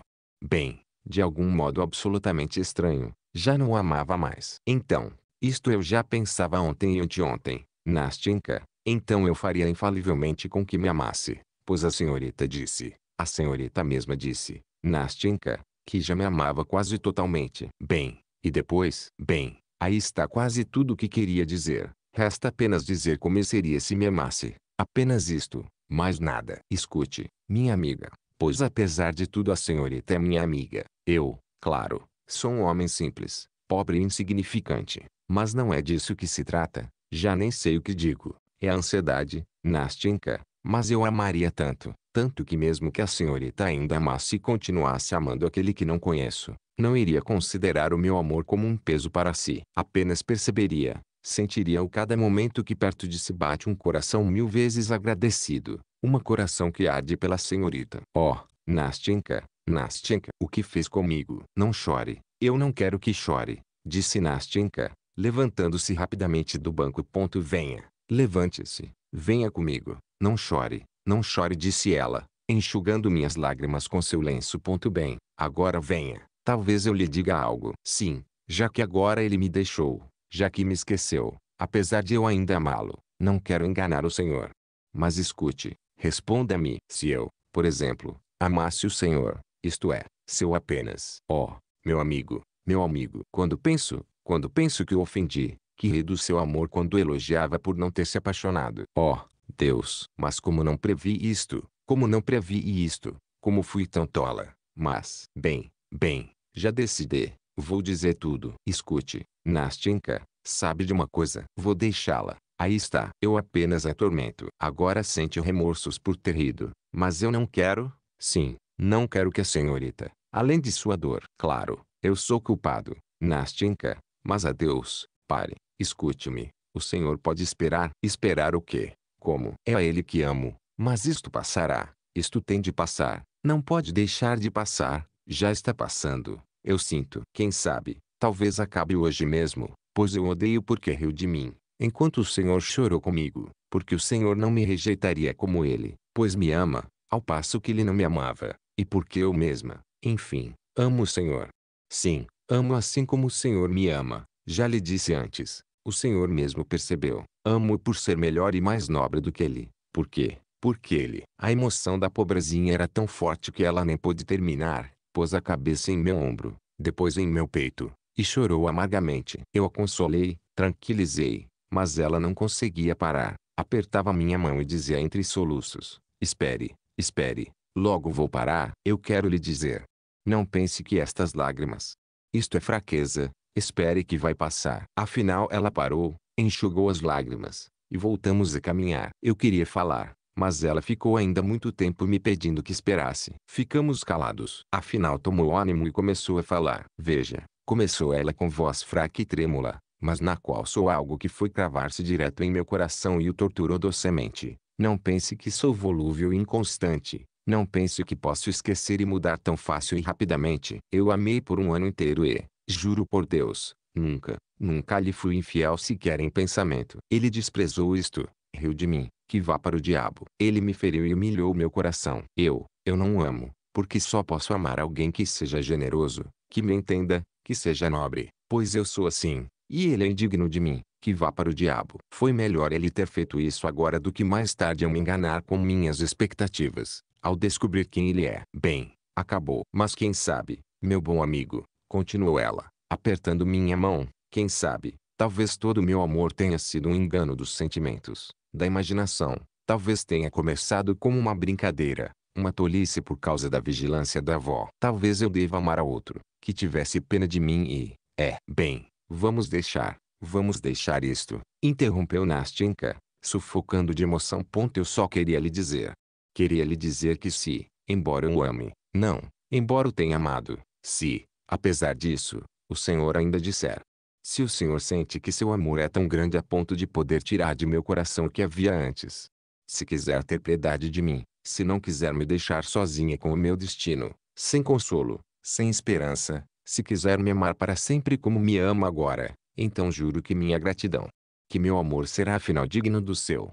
Tomaria minha mão agora. Nastinka, gritei, sufocando de soluços. Nastinka, oh, Nastinka. Bem, basta, agora basta definitivamente. Ponto de exclamação, disse ela, mal se contendo. Agora está tudo dito, não é verdade? Sim. Bem, o senhor está feliz, e eu estou feliz. Nenhuma palavra mais sobre isto. Espere, tenha pena de mim. Fale de alguma outra coisa, por Deus. Sim, Nastinka, sim. Já basta. Agora estou feliz.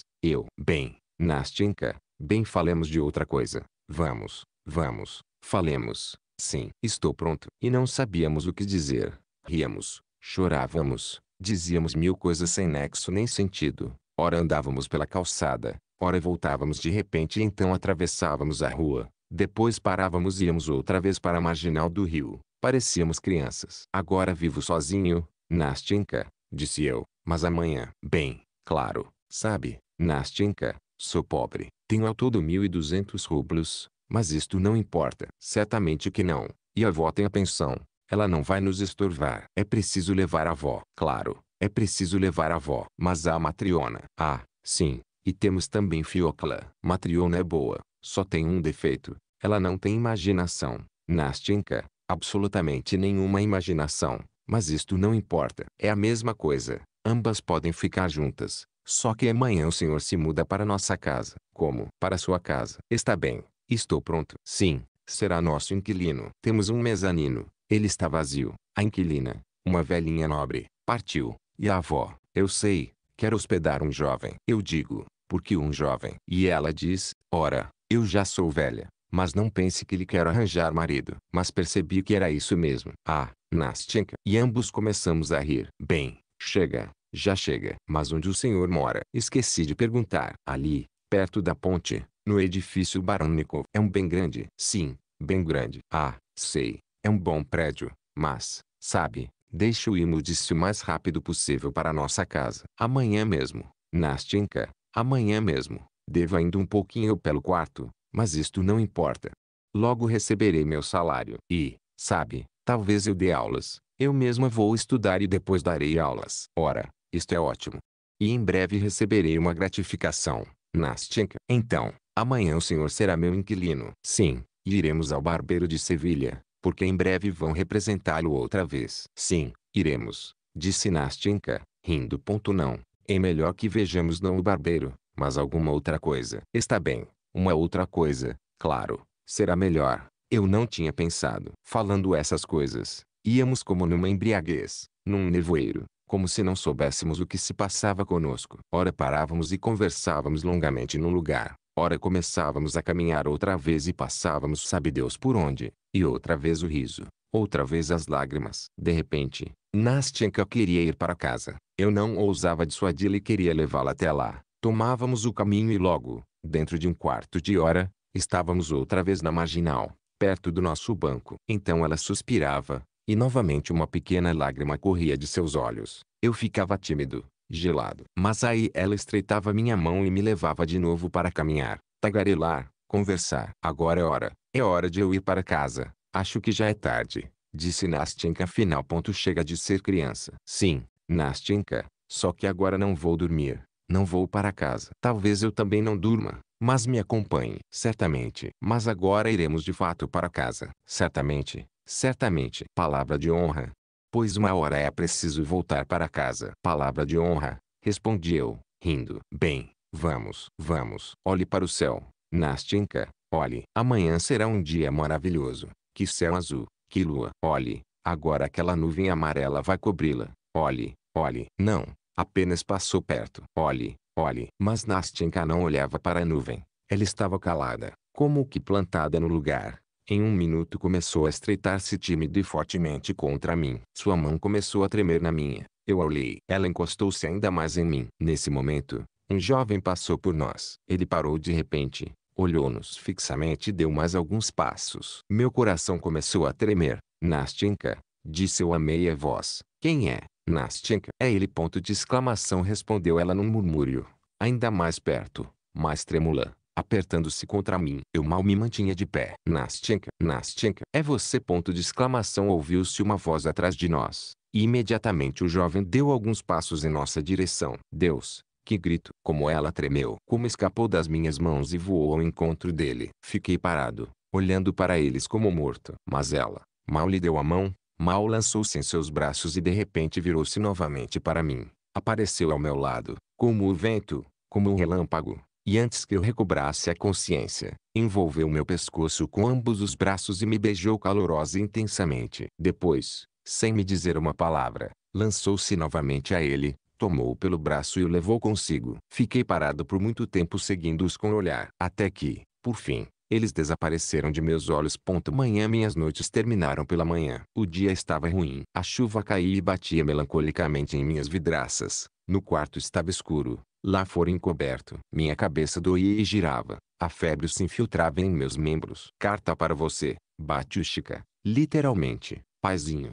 N do T. Veio pelo correio. O carteiro trouxe. Disse Matriona perto de mim. Carta? De quem? Gritei, saltando da cadeira. Não sei, Batiushka. Olhe, talvez esteja escrito de quem é. Rompi o selo. Era dela. Oh, perdoe-me. Escrevi Nastenka. Suplico-lhe de joelhos. Perdoe-me. Enganei o Senhor e a mim mesma. Foi um sonho. Uma ilusão. Hoje sofri por sua causa. Perdoe-me. Não me acuse, pois não mudei nada em relação ao Senhor. Eu disse que iria amá-lo e agora o que sinto é mais do que amor. Oh, Deus! Se eu pudesse amar os dois ao mesmo tempo. Oh, se o Senhor fosse ele. Oh, se ele fosse o Senhor.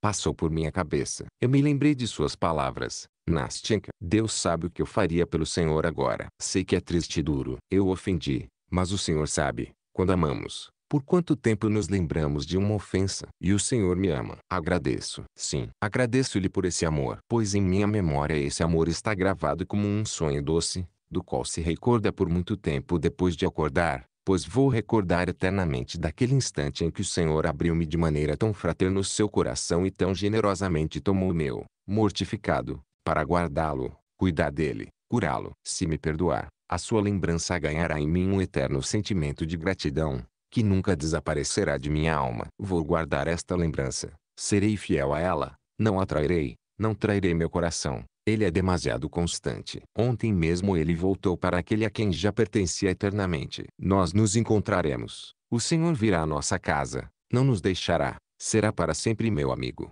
meu irmão. E quando me vir, me dará a mão. Sim, me dará a mão, pois terá me perdoado. Não é verdade? O Senhor me ama como antes. Oh, ame-me, não me deixe. Eu amo tanto neste momento, porque sou digna do seu amor, porque mereço esse amor.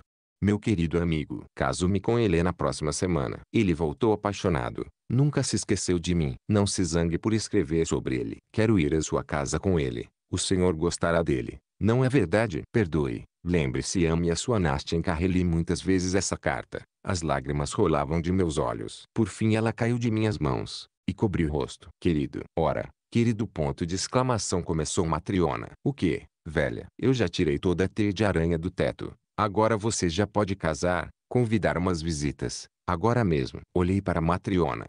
Era uma velha ainda jovem, bondosa, mas, não sei porquê, De repente ela me apareceu com o olhar apagado, com rugas no rosto, encurvada, decrépita. Não sei porquê, pareceu-me de repente que meu quarto envelhecera tanto quanto a velha. As paredes e o piso haviam perdido a cor, tudo se apagara, as teias de aranha tinham se proliferado. Não sei porquê, quando olhei pela janela, pareceu-me que a casa em frente também ficara decrépita, apagada, que o reboco das colunas tinha descascado e caído, que as cornijas estavam enegrecidas e rachadas, e que as paredes, de um amarelo forte e brilhante, estavam todas manchadas. Ou então um raio de sol, tendo surgido subitamente por detrás de uma nuvem, escondeu-se outra vez atrás de uma nuvem escura, e outra vez tudo se apagou aos meus olhos, ou talvez diante de mim tenha surgido por um instante, inóspita e triste, toda a perspectiva do meu futuro, e eu me tenha visto assim, como sou agora, exatamente daqui a 15 anos,